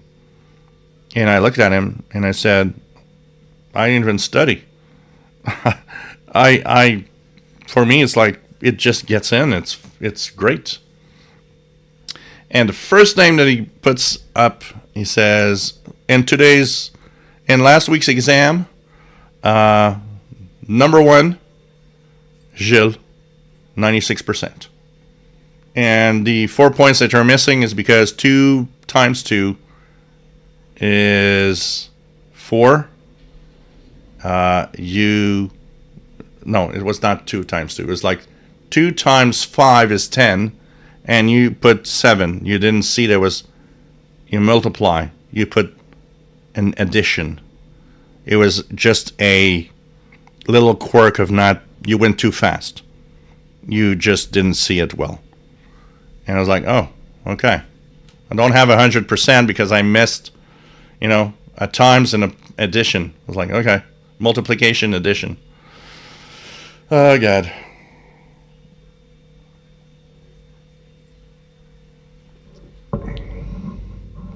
Old radios, the magnet things that they sold at the Scholastic Book Fair.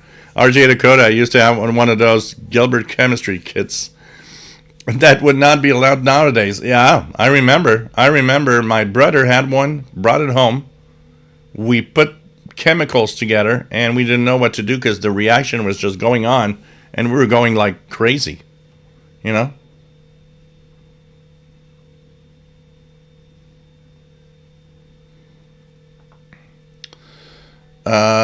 Tesla downloaded FLDG. Somehow I had trouble getting it to run before. It looks like it's working so far. Yeah, because there's a security thing. FLDG is a software that's not it's not registered. So what happens is that on a lot of downloads, it actually gives you are you sure you want to run this unknown code?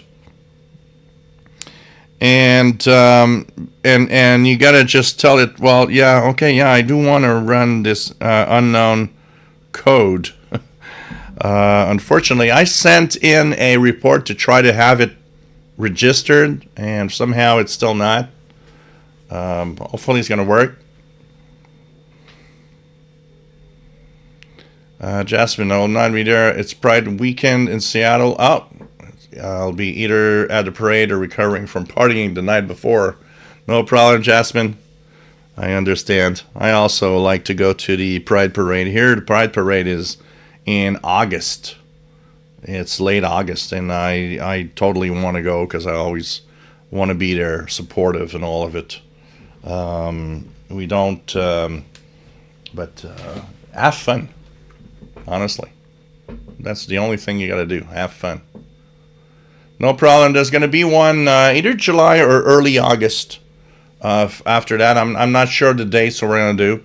Or, if you guys say do it monthly, Well, you know what? Maybe we should do it every month on the last week of the month. If you guys want that, just say, just say it.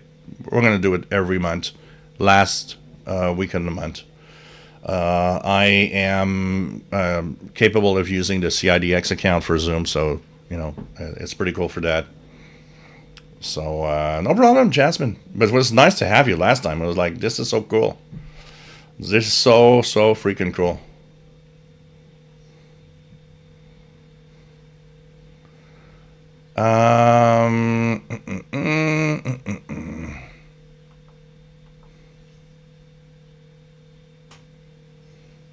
So the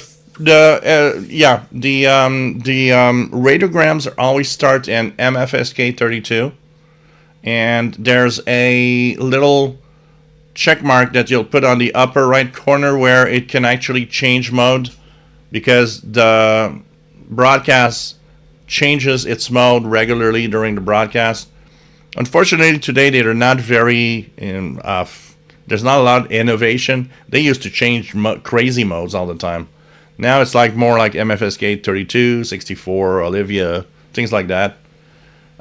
Frequencies, if you guys want to shortwave radiogram frequencies, just to make sure that you can check out what frequency is the best before it's on. Shortwave radiogram frequencies at 2300 hours universal time. So they'll be using MFSK 32, MFSK 64, and closing announcements on FFSK 32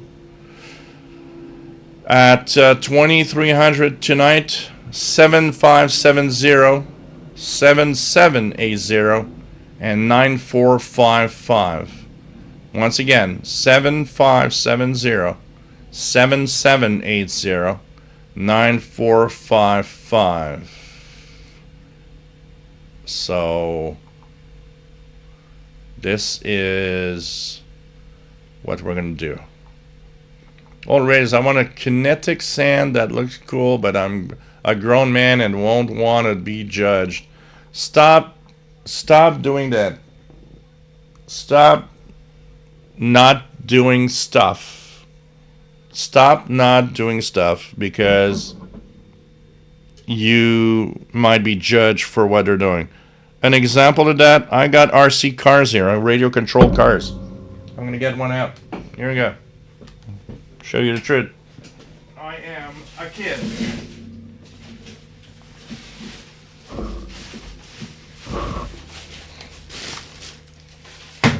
Look at this, guys.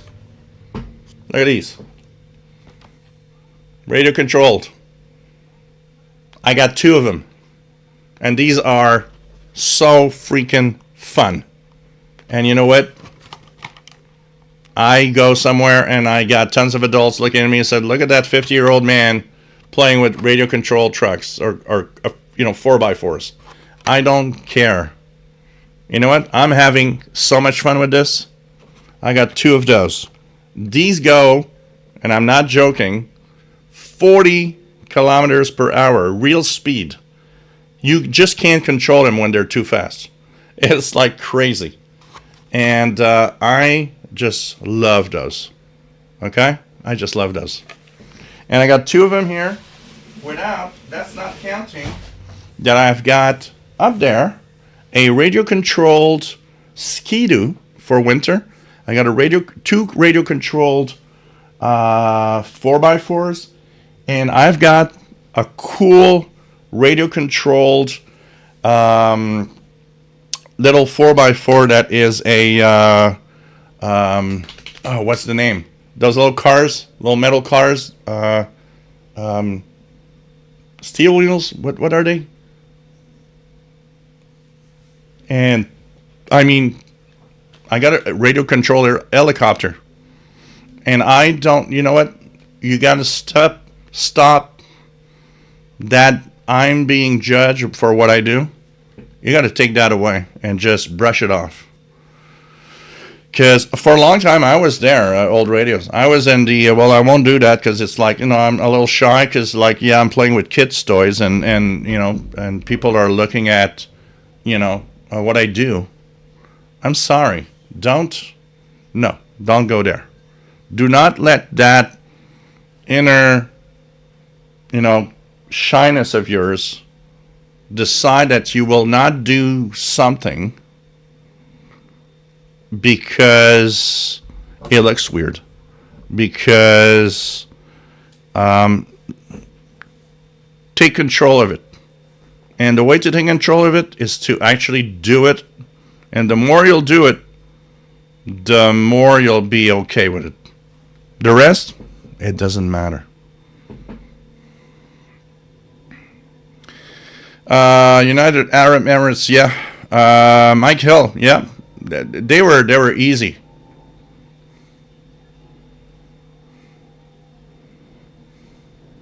Alan Endelman, can you remember the companies that made your science kits? Oh man, I don't remember who made them. I don't remember, and I don't have pictures of them because back then we didn't take pictures because it was too expensive. I did not have weather station kits back then. I had a science, a chemistry science kit that was like, you can blow your house up with that. It was great. I loved it. I remember mixing chemicals together and not knowing because the reaction was going crazy. And it's like I got this in my hand and like, okay, I don't know what to do with it. And I ran outside. I put the chemicals in the flower bush where like my landlord had flowers. I remember like 2 weeks later the flowers are all dead, and I'm like, my landlord's like, I don't know why the flowers are dead. Oh, I know why. I don't know what chemical I just dropped in that part of your yard, but there's nothing that's going to grow there for the next 100 years or something. Jasmine, always curious about the world and the universe. Yep. That is what makes the best scientists, Jasmine. I'm like that all the time. Wondering so many things. I look at the sky. I listen to Shortwave in my backyard. And look at the sky sometimes. I'm like, yeah. Still wondering, is there somebody out there in some of the stars that I'm looking at? Like, not necessarily humans. But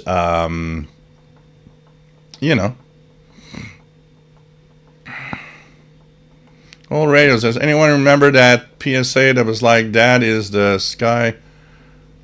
What is the sky so blue to match your pretty eyes? Nope. Robert Thompson, has any of you checked out the Ratty RF 919? That's one handsome radio. It is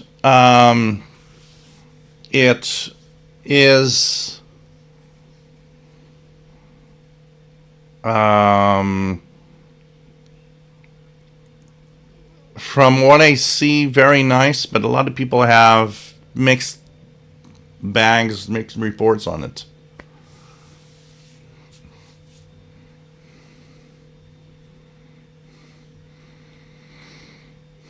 Yeah, contact with Jasmine. Jasmine, oh my God, I wish. Keegan DX or RDS, very helpful to identify stations, definitely. Definitely.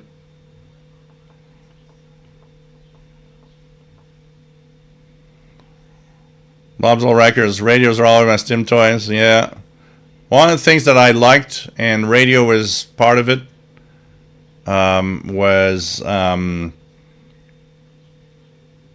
for me, what amazed me when I had my walkie-talkies in the park talking to somebody else, my head would imagine the radio wave going off in the distance and to whoever just answered me, and thinking, this is so cool. There's some invisible wave that is around me going that distance, and that person replying back as an invisible wave coming to me in my walkie-talkies, getting that. I was very early on. You know, I wonder sometimes if it's just how we are. Because I'm like, people, I see kids playing with walkie-talkies. It's like, yeah, okay, okay, fine. 10 minutes later, it's like it's over. And yeah, I was like, no, I would play with this for hours. Because I was like, this is fascinating. How far? What's the farthest? I had this little circuit that I had in a Radio Shack surprise box. It was obviously made for a remote control toy. It transmitted on 27145. I could hear it on my Radio Shack DX302. And I would put it up with like 20 feet of wire with a 9-volt battery. And I'd go out with a walkie-talkie or something that could receive it, and I would go as far. How far can I hear it? And then I would like, okay, this is how far. Can I make it even, broadcast further than that? It was, that's how I was. That's the person I was, honestly. It was, crazy when you think about it. That how many people actually do, react like that?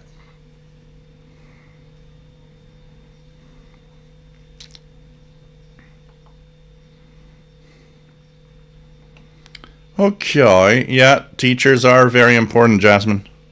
That physics teacher that I had, I still remember that when the Chernobyl accident happened, was my last year of high school, he had a little something in his shirt pocket. He never had that before. And I got up, and when everybody was gone, I looked at him and said, "Can I ask you a question?" Yeah. Is that to verify if any of that Chernobyl, radiation is coming up to here? He looked at me and he says, "That's why you're the bright student. You're the only one that noticed.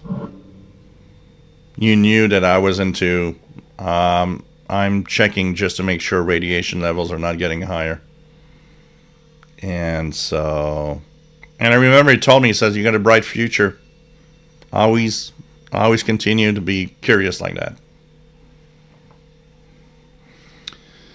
I had model rockets. I still have model rockets. I have even some engines here that I have not used yet. Might be.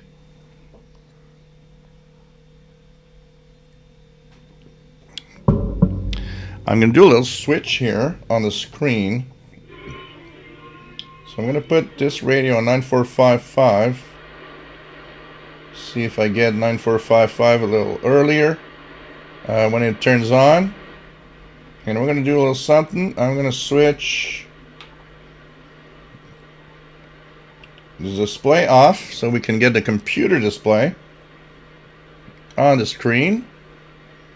And we're going to, at 2300 hours, try to code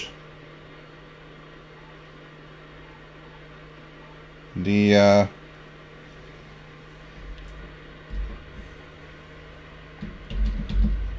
we go. I'll put the software on. FLDJ app.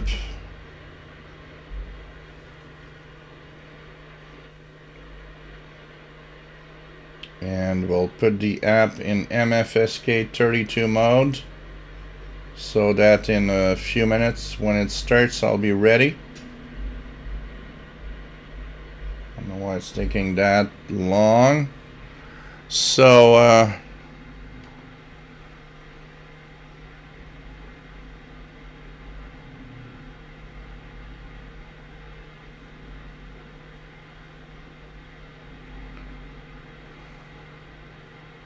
oh, a GoPro, yeah, that would be good, a GoPro on those. So here we go. We'll try operation mode. MFSK32 is going to be the mode. And so we'll leave it at that for now. I guess, yeah, it should be okay. And then 19657. Yeah, RC cars are fun. Yeah, Tamiya kits.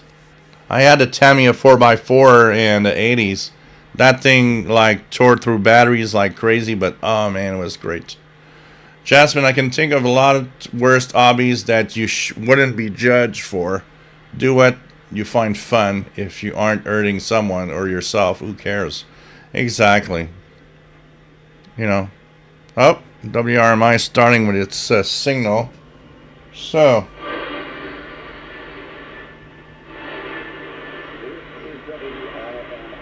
Okay.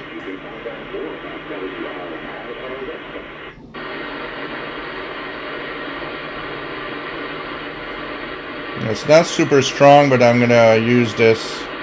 Whoops.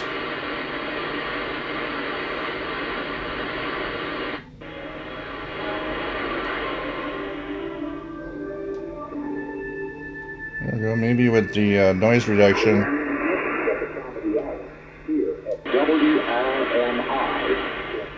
It's very noisy here, but I guess it's gonna work. 9455 for me is the best for now.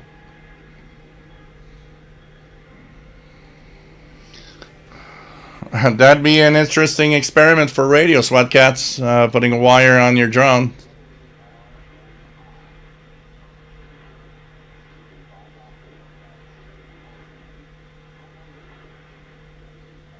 Hot Wheels. That's it, Hot Wheels. The Hot Wheels was just so great. I had, you know where I found a Hot Wheels? We went, me and a friend of mine. My friend of mine was I was doing tech duties, and I had a day off with no clients. And he was sick. He had a problem, and he couldn't go to work. So he says, "What are you doing today?" And so we go out. There's a store here called Winners, which is a store that sells all sorts of things that they probably find in warehouses and whatever, clothing, whatever. But they have a little section of toys, and we go there and we look at two boxes. There's Hot Wheels 4x4 remote controlled, and they're like $30. I look at him and I said, "You got $30?" He says, "Yeah, I got $30. How about we buy one of each and go out and have fun with Hot Wheels 4x4? And we just had a blast that day. I still remember.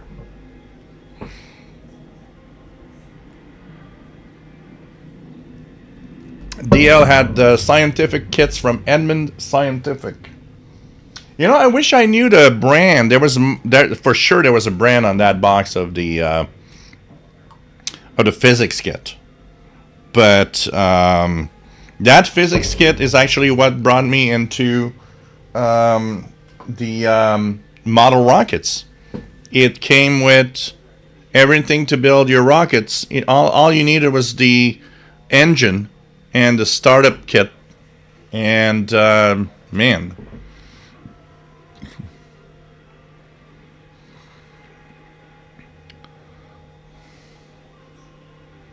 I got to tell you, it's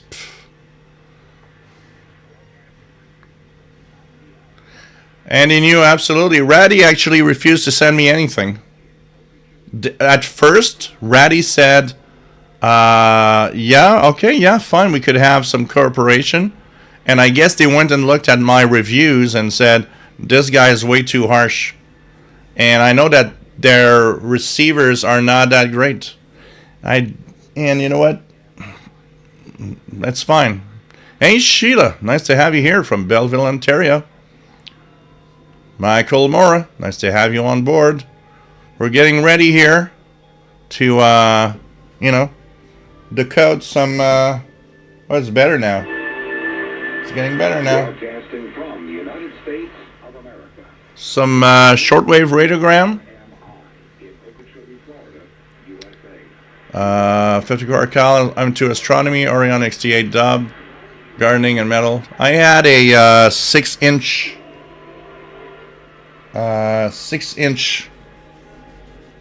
refractor when I was a teenager, and I would go out up north where it's very dark and just had so much fun with astronomy, watching the skies. Okay, it's starting, guys. I'm gonna switch the camera. Activate. One thing I want to say is at the top right of the FLDG software, there's RxID or Receive ID. You got to turn that on the top right corner of the screen, because when it switches mode, it follows the mode it's going to switch. It understands what mode it is.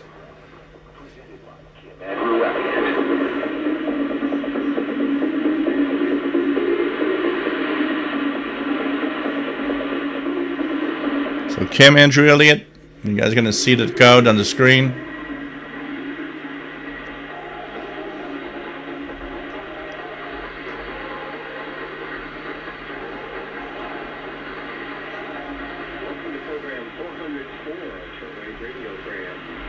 Oh yeah, Jean-Arash, I still play with my Geiger counter all the time. When I actually bring it with me anywhere I go. There's a place not far from here. There's a quarry. And I know that apparently the lower you go in the quarry, you're supposed to have more radioactivity. So I bought it there, and I went for a walk and went to the hole. And indeed, there's a little more radioactivity on it. I'm having fun with that too.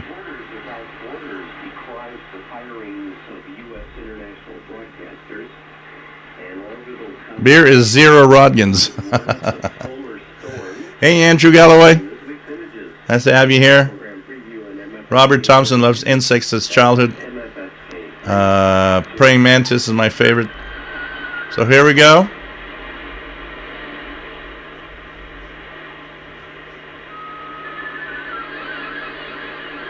See if the with the noise, yeah, working.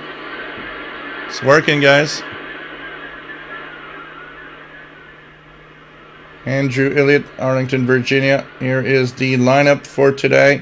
So it's decoding very well. MFSK 32 mode right now. Oh, Atomic Energy Lab. Yeah, I remember there was these. That was even worse than what I had. In the 60s, they had these kits that had like uranium or plutonium in them. It was like, what the hell?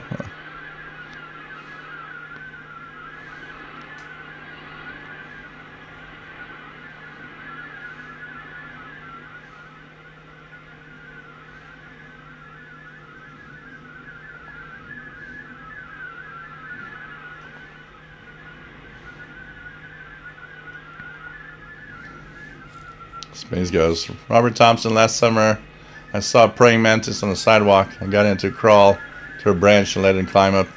I was looking at a tree one day, and there was this insect that looks exactly like a tree branch, and I was so amazed. I just looked at it and like, wow, this is so cool. It just looks same color, everything just looks like a tree branch. So freaking amazing.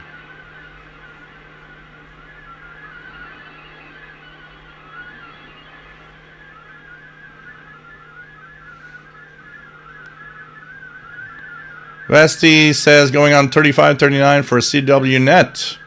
VTNH traffic net. Vermont, New Hampshire traffic net. Okay. Cool.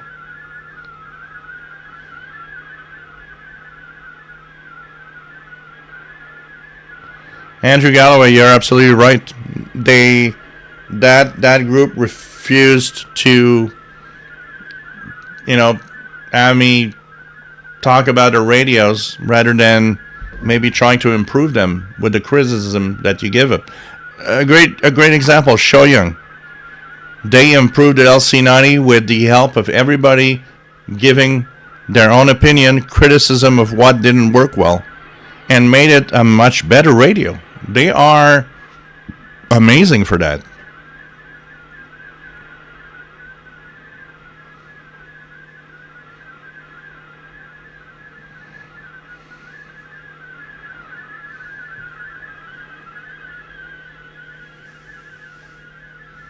So we have the USAGM article going on right now with an MFSK 32.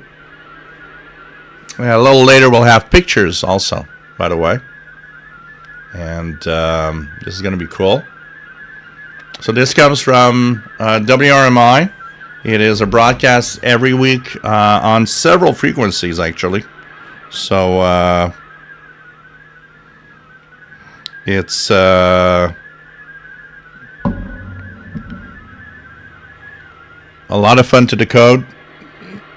And what's cool with this is that you don't need to have a single sideband radio.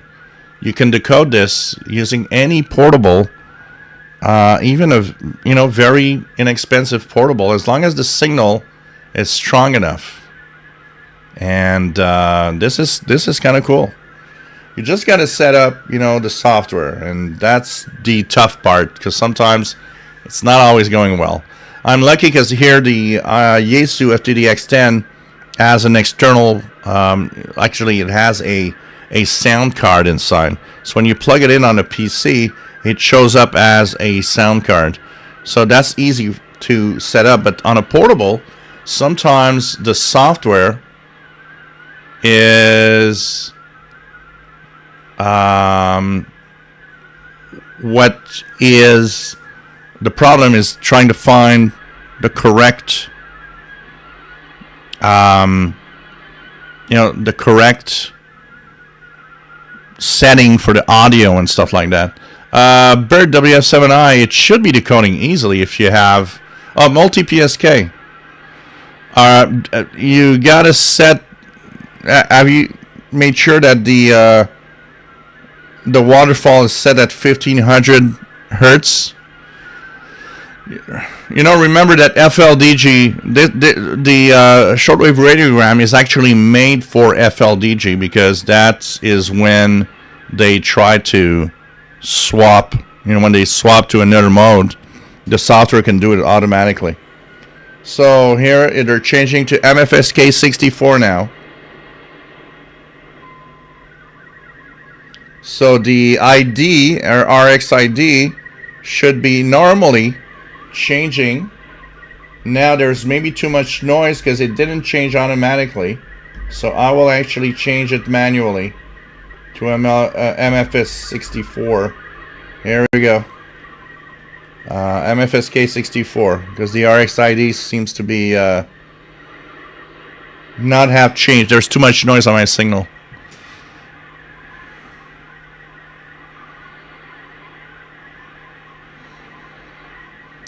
SWAT cats, Ren and Stimpy. Oh god.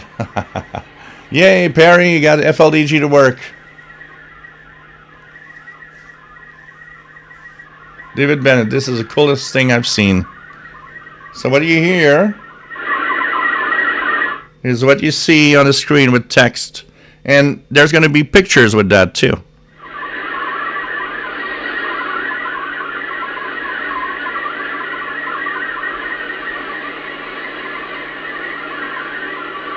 So now they're talking about coronal mass ejections and sunspots on the broadcast.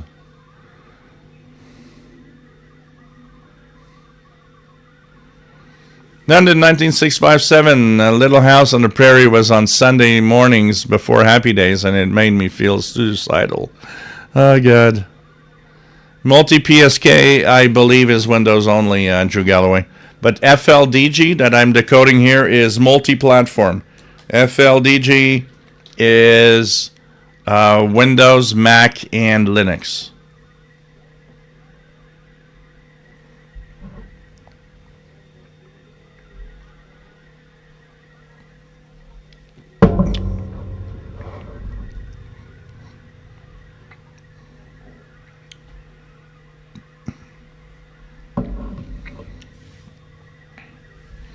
The Waltons. Oh, man, the Waltons.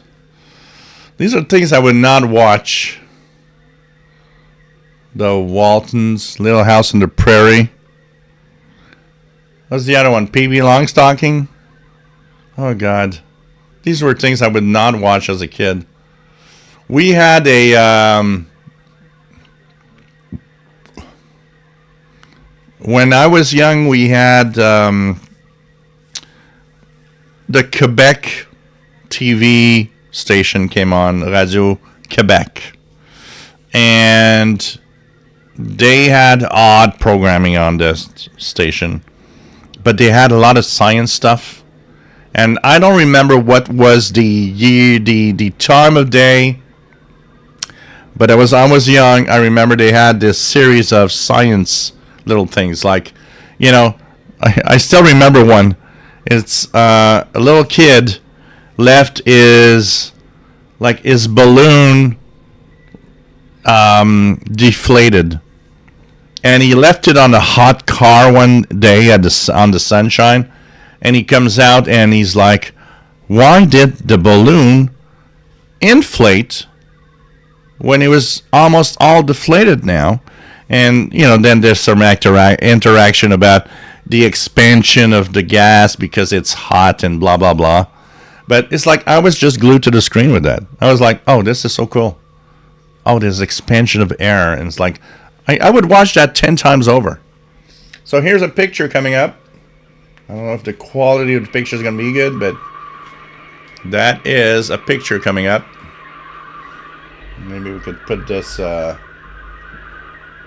more in the center here for you guys to see. One of those pictures. Dog jumps into a pool. Here's the picture. So this is what you guys have here as a picture. In MFSK 64. Vasti, it is on 9455, 7780, and 7570. 9455, 7780, 7570. So you got to choose which one might be best for you. I'm on 9455 here. This is the only one I get really well. London 19657 says, oh, science.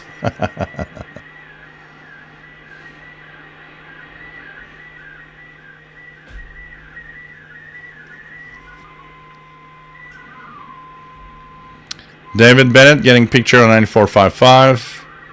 Mike WX50, I'm in Melissa Gilbert here in Fayetteville. They're doing some kind of little house live show. Met her at a restaurant. Bert 9455, only one coming in Virginia. Yeah, it's a dog, David Bennett. Now, next picture, a participant in a bin of green plastic balls at the 2025 Republic of the Digital Society Fest. So some guy, we talked about how we should not feel guilty of anything that we do or being judged. Some guy just jumped into a bin of green plastic balls at the 2025 Republica Digital Society. And what's worst is that we're seeing this over shortwave now. Oh, God. Mr. Wizard's World. Oh, man.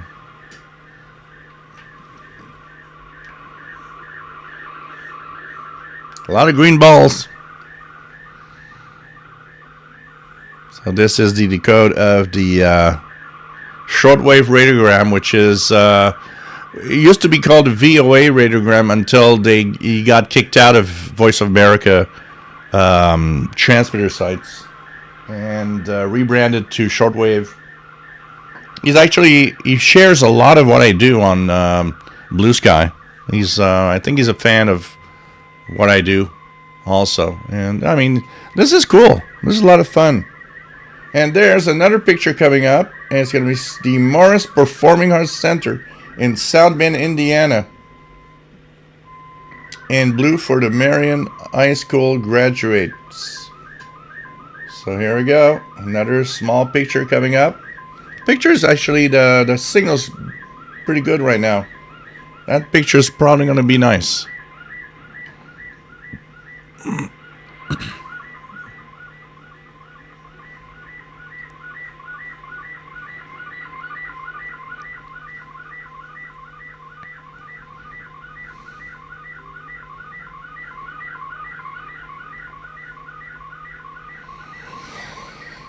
So,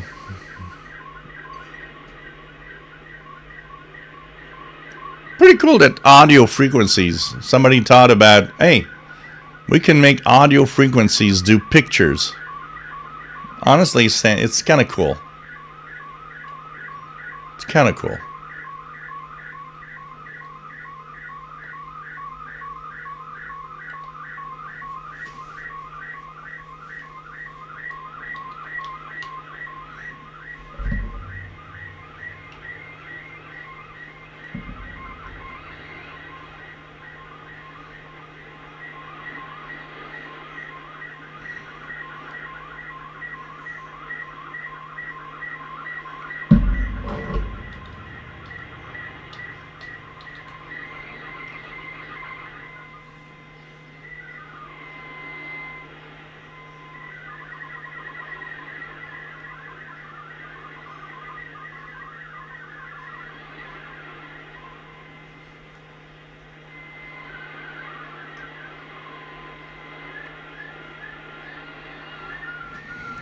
Take care, John, in Tampa, Florida.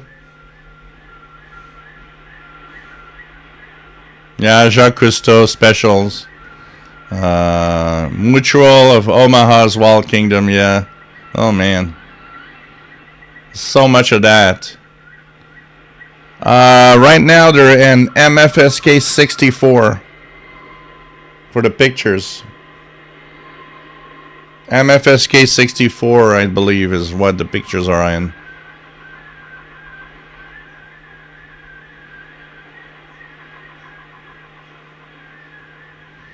Andrew Galloway, oh man, Space 1999. That was one of my favorite shows back in 1980-81. I would watch all of that. And actually, it's funny that you talk about it. I have here on cable a horror and science fiction channel that plays old stuff. They're having a 1999 special right now, and they're all playing the episodes one after the other.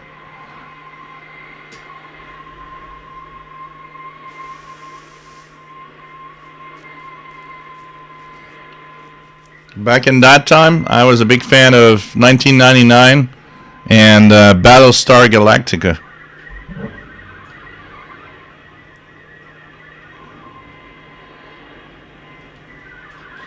And I believe the last picture of the night. No, it's a picture, another picture. Flowers at the Boyce Thompson Arboretum in Superior, Arizona. So some flowers here in a digital mode.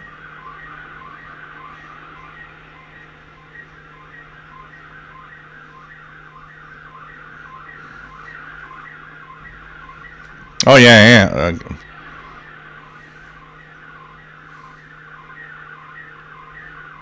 Oh yeah, 1990. Space 1999 was. It was when I was. I remember when I was starting to get really, really heavy into science and space, and my parents. I wish I had it today, because I didn't understand the importance of it. I had remember Paris Match.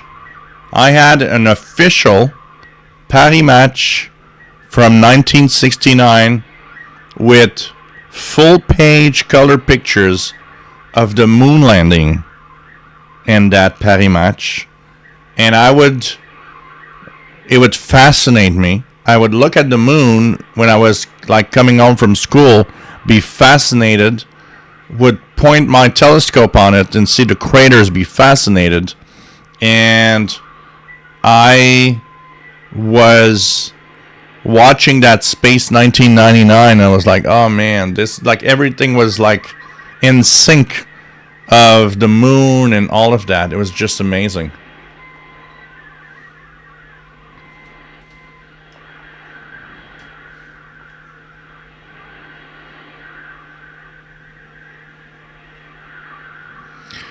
Multi-PSK does not do pictures, Bert. You really need to use FLDG. Multi-PSK will decode the text, will not decode the pictures. It's a unique feature of FLDG with the MFSK 3264 modes. You have to use FLDG to decode the shortwave radiogram to make sure you have everything.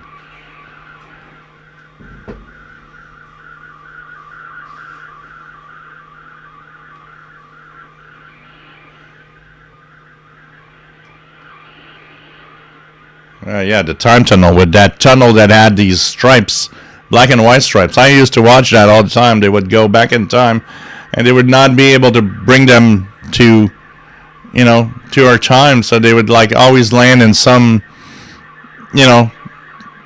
time and space that would have some historical content.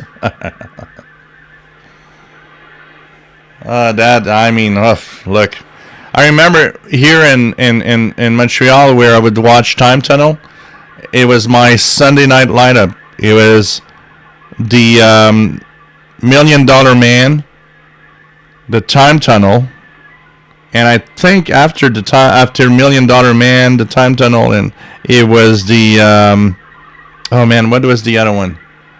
There was another one. I'm trying to remember.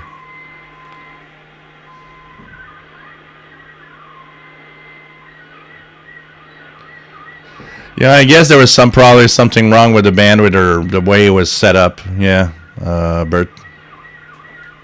So next picture is the tidal basin. Sunrise behind the tower at the U.S. Forest Service headquarters in Southwest Washington, D.C. on June the 4th is the next picture being broadcast. John Marvel, New Old Dove, Space 1999, yeah. Oh, man. That was just amazing. God, the TV at the time. You know what? I find that the imagination behind stuff of that era was so much more interesting than whatever we're seeing on TV today. It just isn't the same. Today is kind of boring what we see on TV. It's just so weird.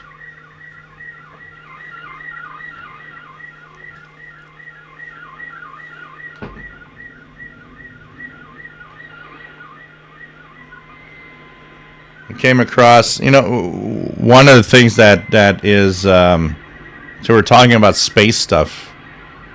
But one of the things that the Sunday night lineup was one of my moments in time because of my mom. My mom would watch TV, and I don't remember which network it was, CBS maybe. I would listen. It's funny because I have this dual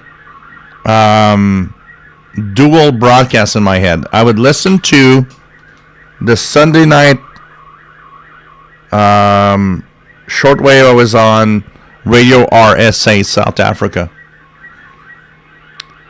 and I would listen to that, but my mom would listen to a lineup which was Alice with the diner, One Day at a Time, the Jeffersons, and that was her Sunday night lineup of TV shows. And for me, those three shows have the match. They're kind of mixed in with shortwave radio for me because I had like 1 year on whatever shortwave, like Radio RSA, and 1 year listening to what's going to happen next in Alice, or in One Day at a Time, or the Jeffersons, and it was just so funny. It's just so funny. And for me, that has some kind of fond memory of, oh man. Yeah, Kiss Margaret's. And that's a nice little bird, looking like a bit of a Muppet. That was a nice bird, actually. The decode was good. Looking like a bit of a Muppet, this pitcher plant at the Fort Worth Botanical Garden in Texas.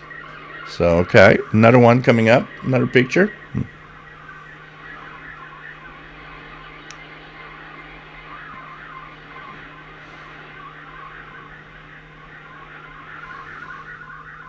Yeah, Lost in Space. Oh, God.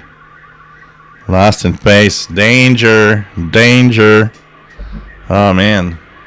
The Netflix take on it is not... It's very different, but it's not that bad, honestly. But the original is the original, you know. Lost in Space is just like, wow.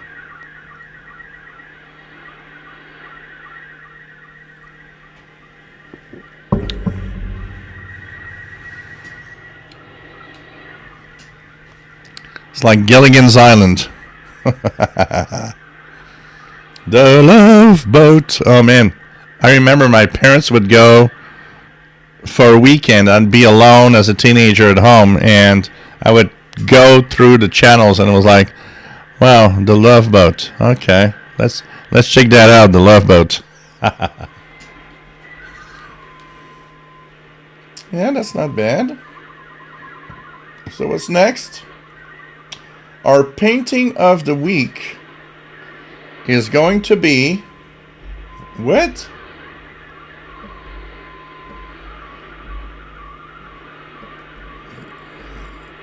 I'm trying to move this up. I can't. Maybe when it's actually decoding, I can't. The first... What? Skunk?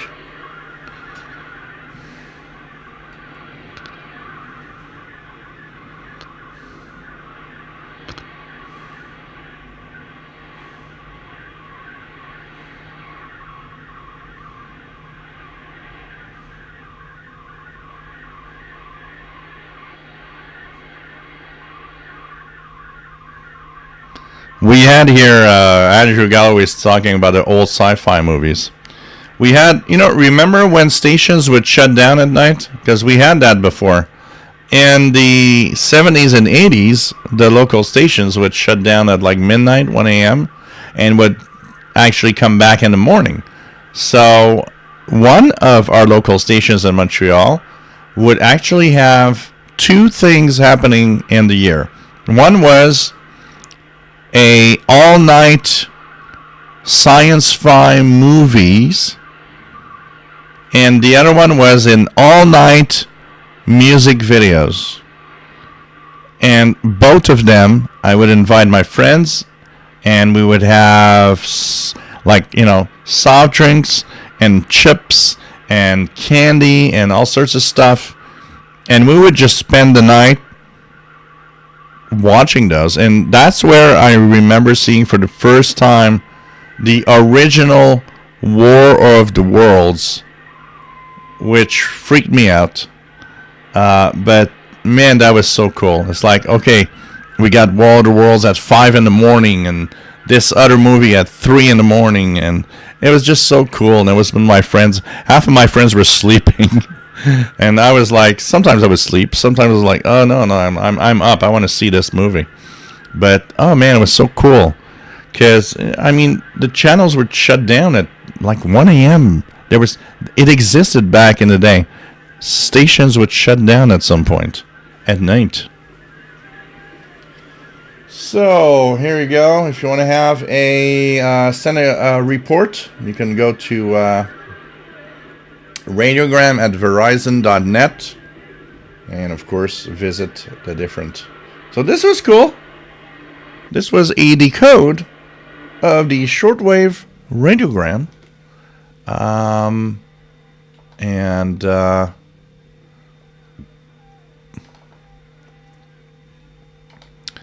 that's what it was all about. Hope you guys had fun with that. But oh man, there were so many things back then. The level of imagination of those shows was so much higher than today. Today it seems like, I don't know. 6960 upper sideband. Let's check it out.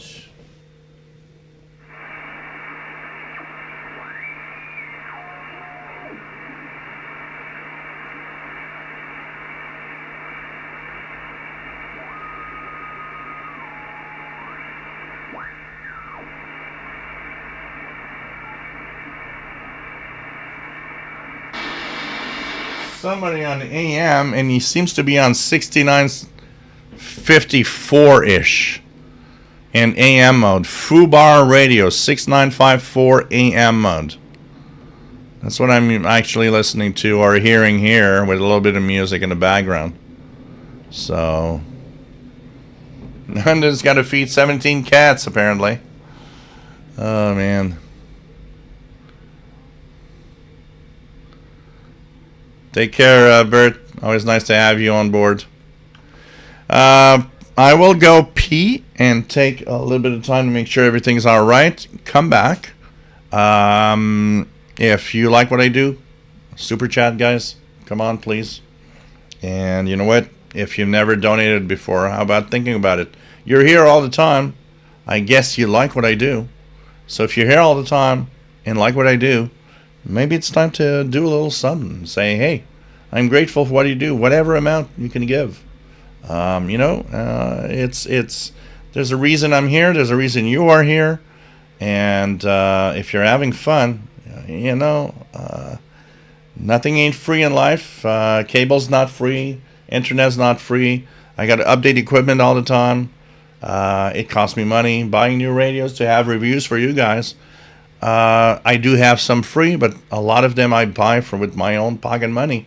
So, hey, super chat or PayPal if you want to feed me with pizza and have Paul the cat treats. Come on, guys. It is much appreciated, okay? Because without you guys, without donations, I'm not sure I'd be here every week. I'm not sure I would do the Zoom meetings. You know what? It's a big effort. It's a lot of things. I'm here hours at a time on Saturdays. Plus the videos every week. Think about it. It's something that, unfortunately, comes at a price sometimes. So thanks for the donations. I will go pee. I will go check out on my duties. And I'll be back in a couple of minutes. Hey, Simon Templar. Let's have you here.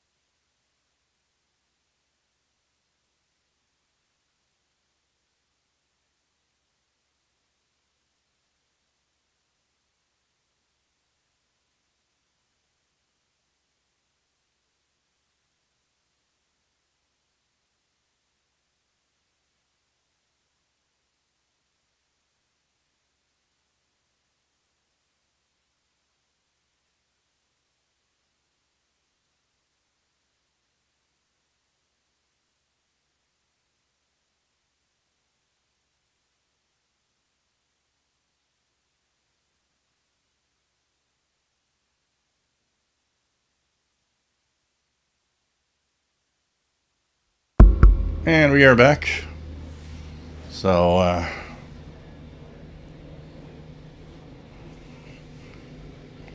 nice to have everybody here.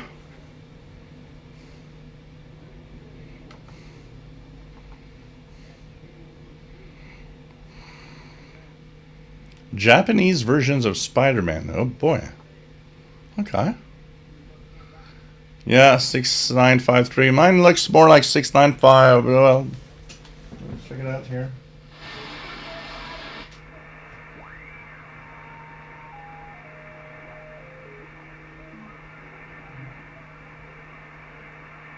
Yeah, 0.6, 0.7, 695, 3.6.7. Somewhere there.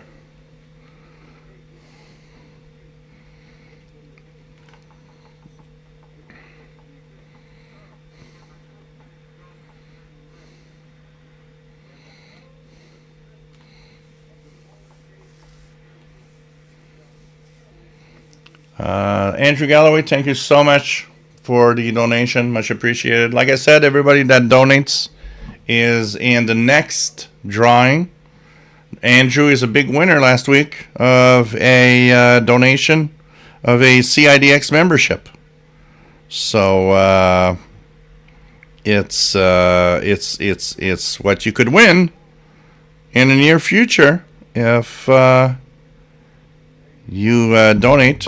We're going to have the next drawing somewhere in late July, early August, and two lucky winners once again for a membership of the Canadian International DX Club. By the way, CIDX is an amazing club that you actually can join. So the CIDX Club is not just a bulletin, a messenger bulletin that you get every month.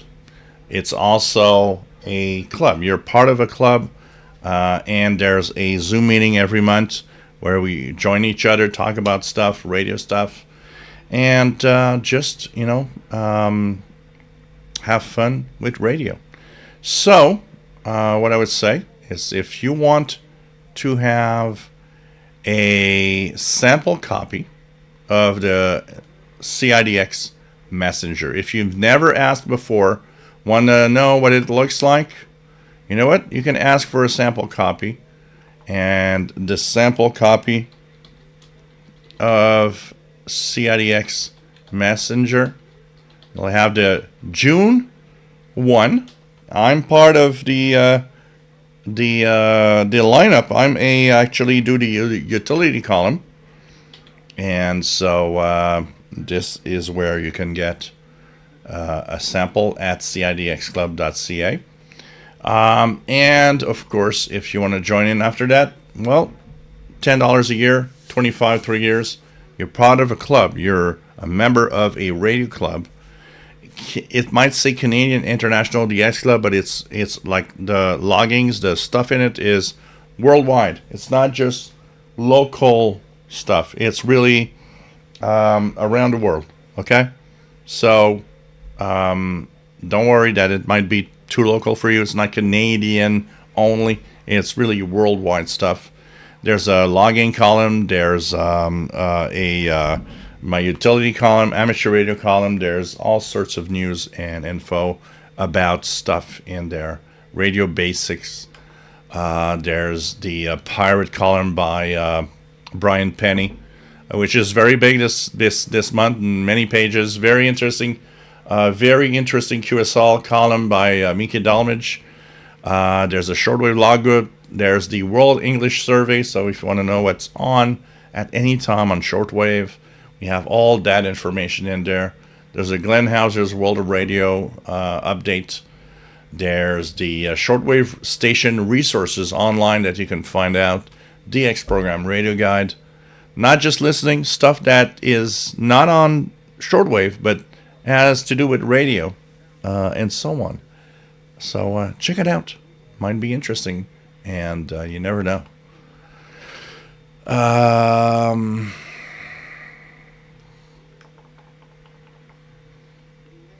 Time to recharge the radio's battery, says Radio Robert Thompson.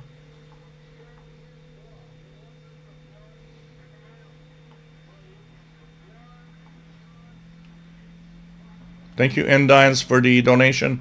It is much appreciated.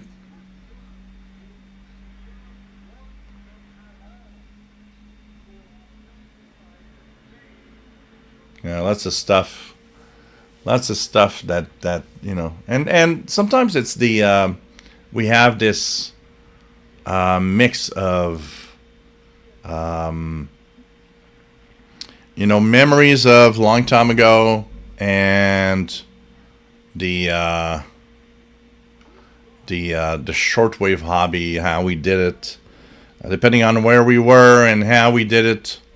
It's kind of interesting to see all of that happen together, and the memories that gets along with all of that too, because we have these memories, and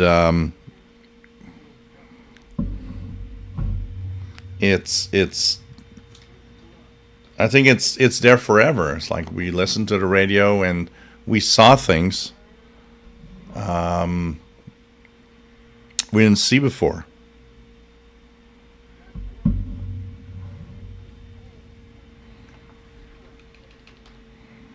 Sorry, I'm just looking at who is anybody is missing off of the email. Anybody missing off the email?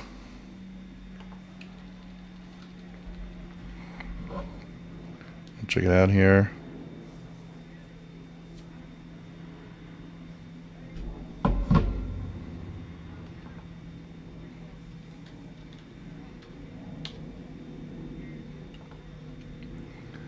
So nobody new in the email saying hello. Cool. All right. It's always kind of interesting to see the people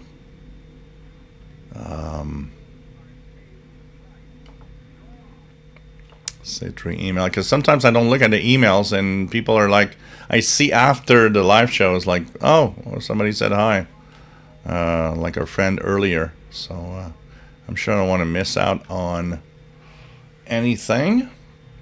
Okay. What else do we have? So I had a lot of Francis Moore. Thank you for the pizza fund. Thank you so much, and much happy. So Fubar on 6953.7. So nice to have you on board. Yep, definitely a part. I hear it here. It's not very strong, but it's there. It's definitely there. So FMDX this week, we had all sorts of interesting stuff going on. One of the things that is definitely interesting, once again, for those that weren't here earlier, and you're thinking maybe or wonder what is happening with the LRA 36 station in Antarctica. They're going to come back later this year. So we have news of LRA 36 this week, thanks to Glenn Hauser's World of Radio. So the transmitter is being repaired in Buenos Aires, Argentina. Now, because it's winter in Antarctica, they cannot send that transmitter in the next few weeks. Weather's too bad and it's too cold. They're going to send that when they can actually go back sometime in the fall in Northern Hemisphere here. So like October, November, they want to send back the transmitter. Things are going to be better. And what they want to do is they're going to put it back on the air 15476. So next winter in our Northern Hemisphere, we might have the return of LRA 36, which is pretty cool. And I think it's going to be really nice to see this. And it's going to be fun to have them back on the air. I mean, with all the bad news we get about stations going, you know, it's going to be kind of cool. Now, there's also some, and I'm like, I don't have enough info for it to be confirmed. Maybe some return of some Russian shortwave stuff. Not Voice of Russia, not Radio Moscow type. But I don't know. There's something interesting about that happening that we're going to check out. So this is definitely something to look about.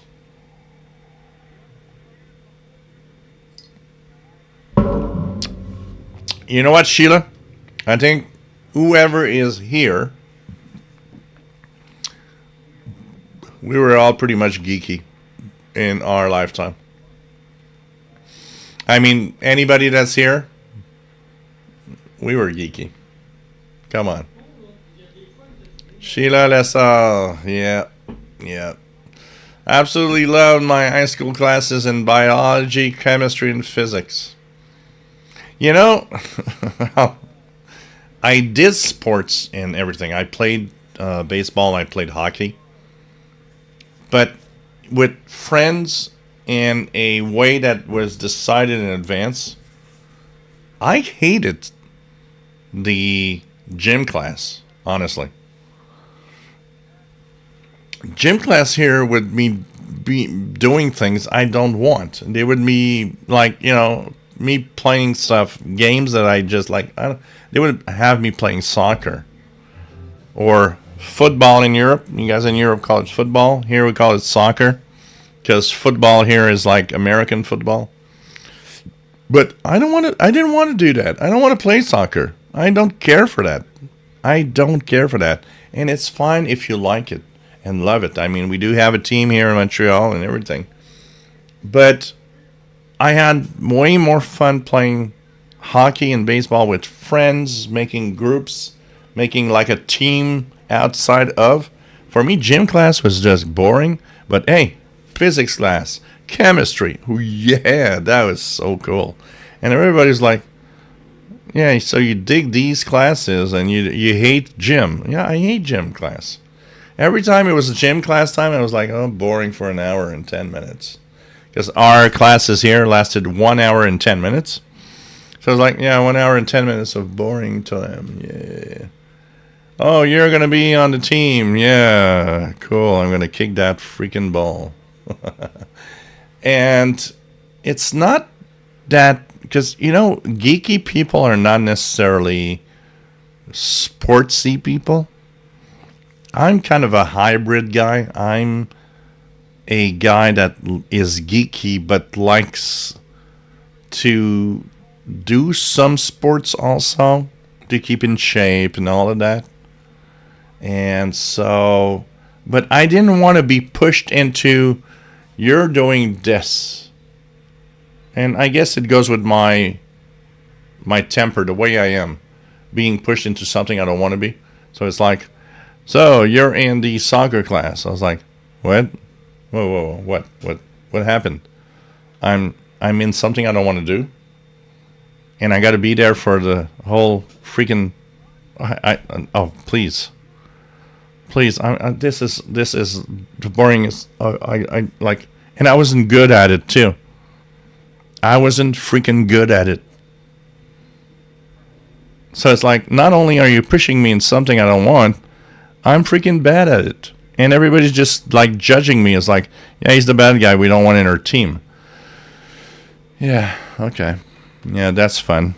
Thank you so much for doing this for me. Much appreciated.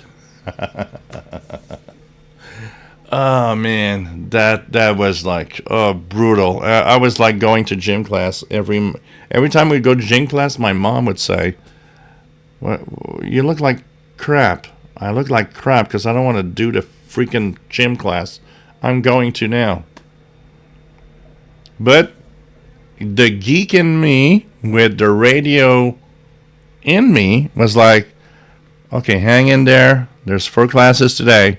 First one is gym class. Yeah, okay. But then is geography, history, and physics. There you're going to be okay.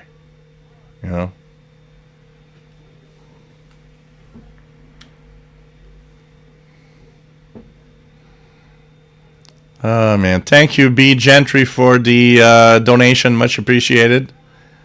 Andrew Galloway, I'm competitive dragon boat in hockey. Still go to the gym 4 times. But, that's different. This is your choice. What I'm talking about is not about sports versus geek. It's more about sports you don't want to do that you're forced into. Not necessarily because look at my shape. I'm not this shape because I don't do anything. I'm this shape because I did a lot of sports and stuff. Because I do like it. I played baseball. I love playing baseball. I love playing hockey. I was one of the top for a long time in college. I was one of the top runners in track and field and stuff like that. I was competitive and I was sportsy, but with what I want to do, not you forcing me to do it, which was different. In high school, it was like, you do that. Like, no, I don't want to be forced into something. And we were not, in high school here, like Canada is known for hockey.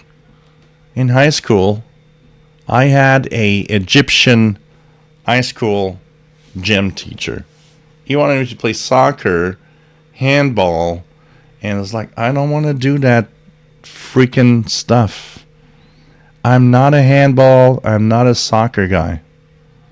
That's not what I want to freaking do. I'm bored to death, and I don't want to come to gym class because of it. But that's what this is where sometimes, I understand the fact that he wanted to do that so that we can learn different skills. But, it was like, no. Don't we have some kind of running class where we can just run as hell? Like trying to save ourselves from a polar bear? I'm going to win that. But, no.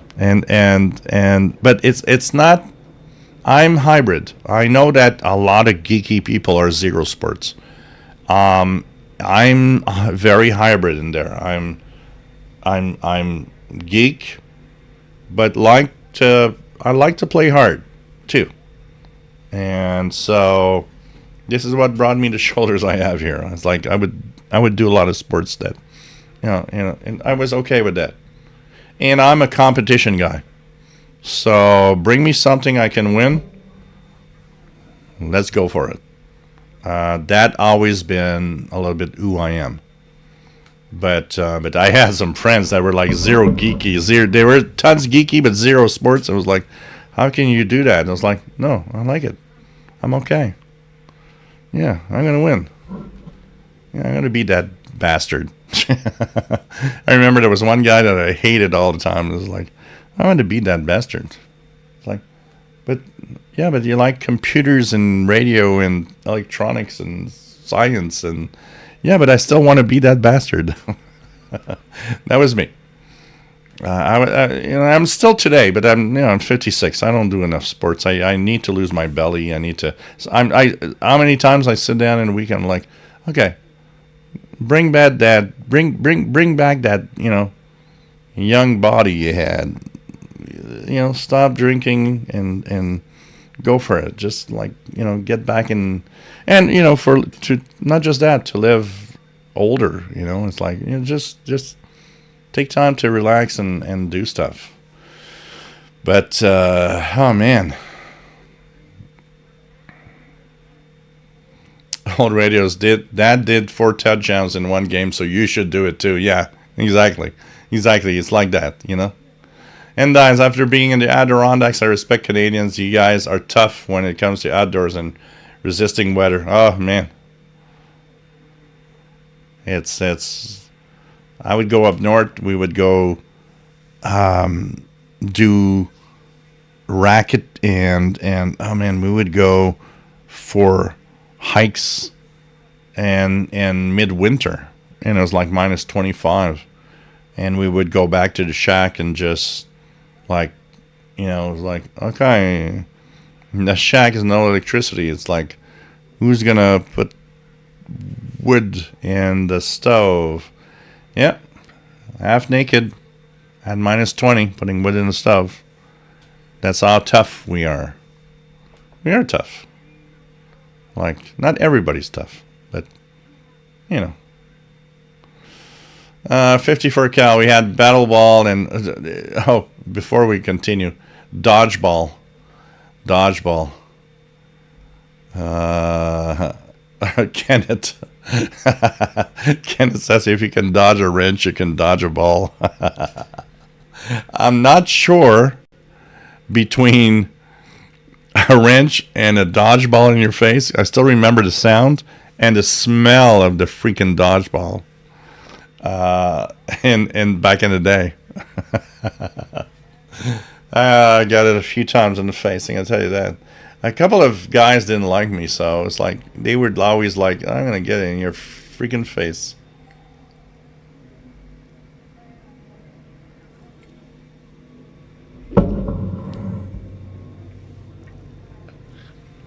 Yeah, because we have a Canadian hiker that went to the Adirondacks, and he got up Endine's dozens of peaks. And so last year, it was something I noted because last year, late fall, he went for a hike. Don't remember which mountain. And so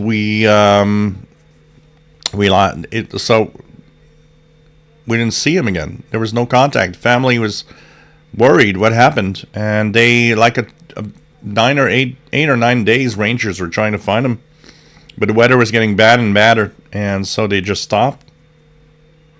And they found him 2 weeks ago. Of course, dead, and there's no clues. It's like they found the guy. There's nothing they can find around the guy that gives you a clue of what the hell happened. The guy died there, and he's experienced. He's done it tons of times, and we're just wondering what the hell happened to you. Why? What happened to you? You know.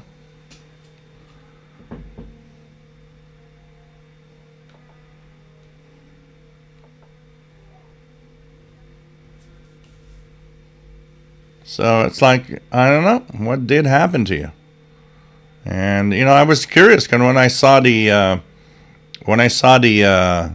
news outlet, I was like, oh, maybe we'll know what happened. Because you think about tons of things. You think, okay, he was there. Did he die because he met he met the wrong guy, the wrong people, at the wrong time? A bear or animals of some sort? Did he, maybe he broke a leg or something, and I don't know. And now he's stuck there, and then hypothermia that goes quite quickly. But they really don't seem to really know what happened. So for me, it was like, oh man. It was like, and I mean, that guy was experienced. That guy knew what he was doing. He had everything with him that he knew he was doing.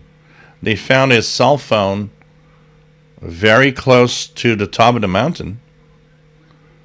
So it's like, yeah, what happened to you, man? Andrew Galloway, had my scuba license at one point, they hammered into us that the one rule you never break is that you never dive alone. I'd say that same applies to...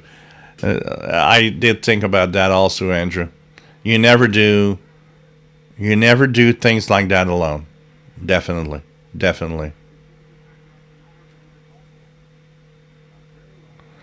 Yeah, endines, absolutely. Hypothermia drives you crazy. A story that I have from my tech duties. When you do tech duties, your the clients that you have, you're kind of the I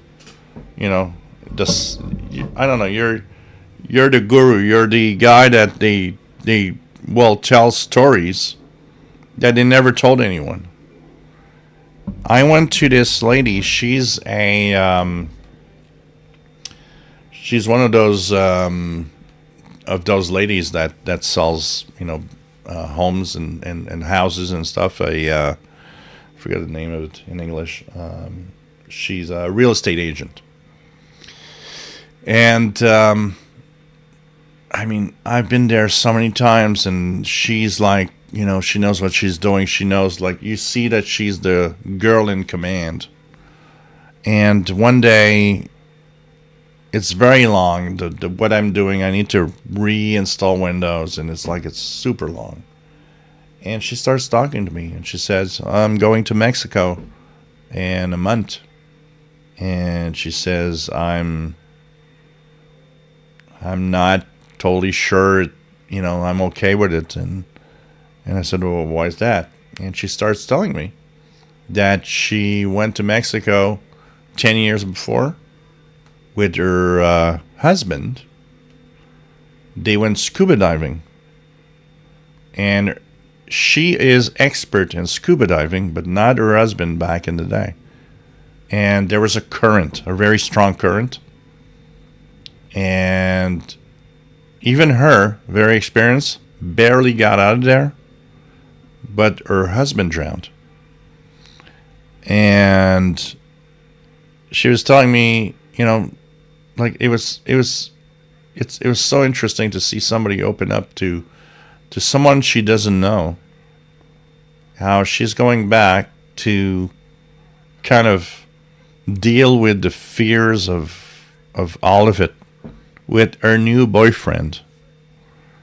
And you're like, wow, it's crazy. You think about that and you're like, wow, and she felt guilty. She said, I feel totally guilty. My husband died because of me. And that was clear. And her head is, my husband died because of me. Yeah, but he did follow you, and, he could have. But at the same time, were you a little insistent? Did you like, well, you should go because it's not going to happen? I don't know, that part. But, she was clearly, my husband died because of me. Hey, Craig, have a great weekend. Stay safe. John Hummel Newell, I was told that with hypothermia, there is a euphoria that takes place before death.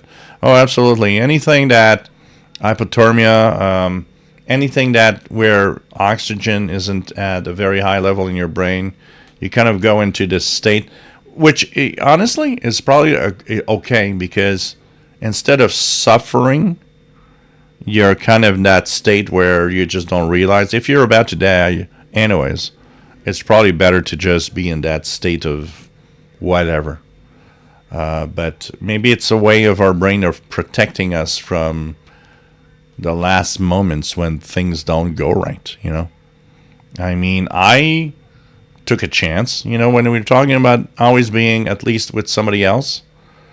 I remember going up the mountain in the Laurentians where my dad had his Brian Penny, Wolverine 96975, just out of second here.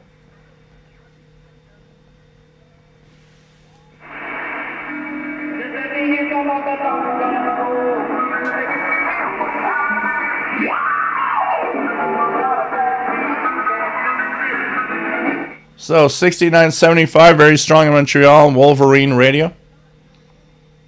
Take care. So very strong in Montreal, but I went up that mountain alone and didn't know how to come back down.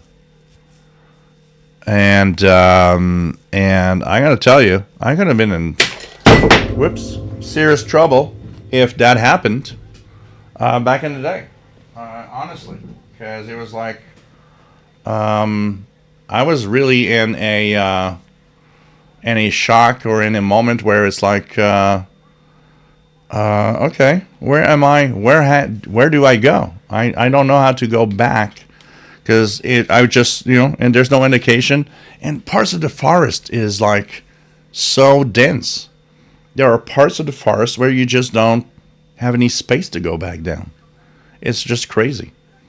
And so, when we're saying that you never do these things alone, you never do these things alone. Definitely.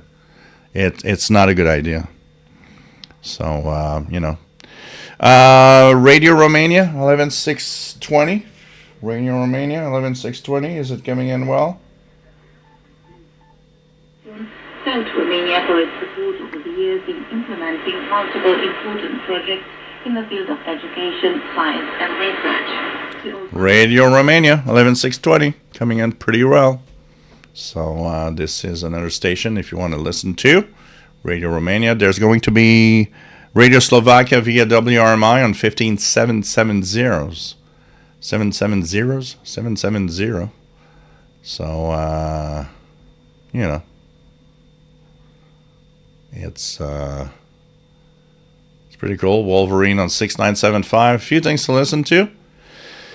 And hey guys, I'm going to say goodbye at this point. Thank you all for being here. We've been here for 4 hours and 6 minutes. Not too bad. We'll be back next Saturday. Don't forget that there also is a Zoom meeting. The Zoom meeting that is coming up and on June 29th. So this is going to be pretty cool. I want to thank everybody for being here. Thank you for the donations, for everybody that donated. Don't forget, it helps out tremendously, either through the Super Chat or the PayPal. And even Paul the Cat appreciates your donations. So thanks, everybody, for being here. Thank you for being great fans of the live show and of the videos. And see you next Saturday, 20 hours Universal Time. And take care, everyone, okay? I want you guys to stay safe. And see you next week. And listen to the bands, guys. So John Vargas, 5005. I'm pretty sure you must be hearing. So let me check out here. EIBI space 5010. If it's in Spanish, so what you're saying is in Spanish? In Spanish? No, that's 5010. It's WRMI. You're hearing WRMI in Okeechobee, Florida. 5010 is on from 0 hours. Radio Prague right now. Radio Prague from WRMI is broadcasting in Spanish to the Caribbean. 0 to 030. So you're hearing WRMI as there is no other station from anywhere else. 5005 does not have any stations on the broadcast, especially 5005 is part of the time signal stations. So this is where it is. Okay, I'll give you guys one thing here. London 19657 says Moscow Nights. So I will do let's do a deal here. I will do my Moscow Night dance if anybody gives either a donation to the Super Chat or through PayPal at the PayPal here. So if within the next 5 minutes there's a donation through one or the other, whatever amount, I will do Moscow Night Little Dance with a great pleasure to you guys. So let's do a deal here. Okay? Been here for 4 hours. Come on, guys. I'd like to see somebody that never donated saying, I want it. Let's do it. No, I mean, it has to be somebody new. Even if it's not, I'll do it anyways. But, how about somebody who never donated? A lot of guys here donate regularly. And you know what? It's time for somebody new to add. And don't forget one thing, that if you do it, you will also be in Dines. We already have a Moscow Nights, that's for sure. But, if you never donated, remember that it's not always to the same people to keep a show you love on. It's never to always the same guys to do it. And this is what's important here. We've got hundreds of people. I got more than 2,000 views per live show every week. And yet we have a handful of people that donate. Think about it. You know, you can't just sit around saying, well, you know, I don't have to give. It's in the internet. It's free. It ain't working like that. People do stuff. People do stuff for you guys to enjoy. There's sometimes you got to give back. And that's also important. Thanks, everybody. And thanks to Endines, which is not a new guy giving anything. He's done it in the past. He's done it now because he wants this to happen. Well, you know what? Trustin says dance. So, okay. Let me just put the headphones on. I think we're okay with the audio. I'm gonna do it for Paul. Do it for Paul. I'm not sure. I don't know how Paul would react to my little dance. He would look at me. And, you know what? If I sing a song, Paul gets very, very intense. He looks at me like, almost like, "Are you okay?" It's like, "Yeah, I'm okay." There's something interesting about seeing Paul react to a song. So anyways, thanks guys for the evening. And for those that never donated, think about it, guys. You feel guilty? You should. Okay? There's so many people giving money here every week, all the time. If you never give anything and you can, yes, you should feel guilty. Okay, let's go for it. I'm very happy to do Moscow Nights. I like Moscow Nights. I like it because it's nostalgic for me, giving me that time in the past where, you know, Radio Moscow was something. And for those that want to see me dance, well, here we go. Moscow Nights, brought to you by Endines, because he's the guy, he's the man, and Trustin, because he's the man. Let me just check my email to see if anybody did it on PayPal before that I ignored. I don't want to ignore anybody. Okay. So thanks to Trustin and Endines, you guys are enjoying a moment here. This is, you know, money well spent. Okay. Let's go. Moscow Night, Radio Moscow. Okay, here we are. Now, I just want to make sure there's no ad. Yeah, there's an ad. And I'm going to put this to the console audio. Here we go. And I will mute while there's an ad. It's an ad about a Kia car. You just unlock with your phone. Hey, I'm happy.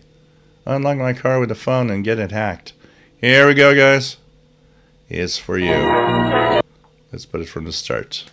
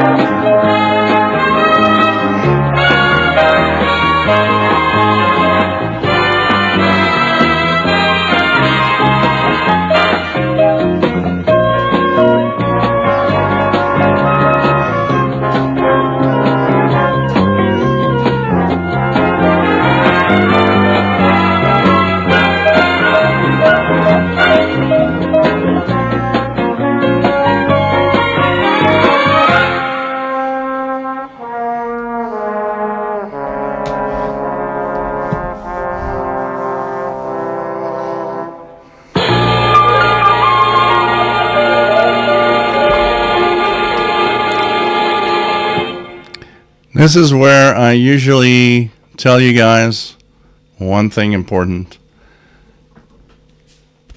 Love you all. Stay safe. Love around the world.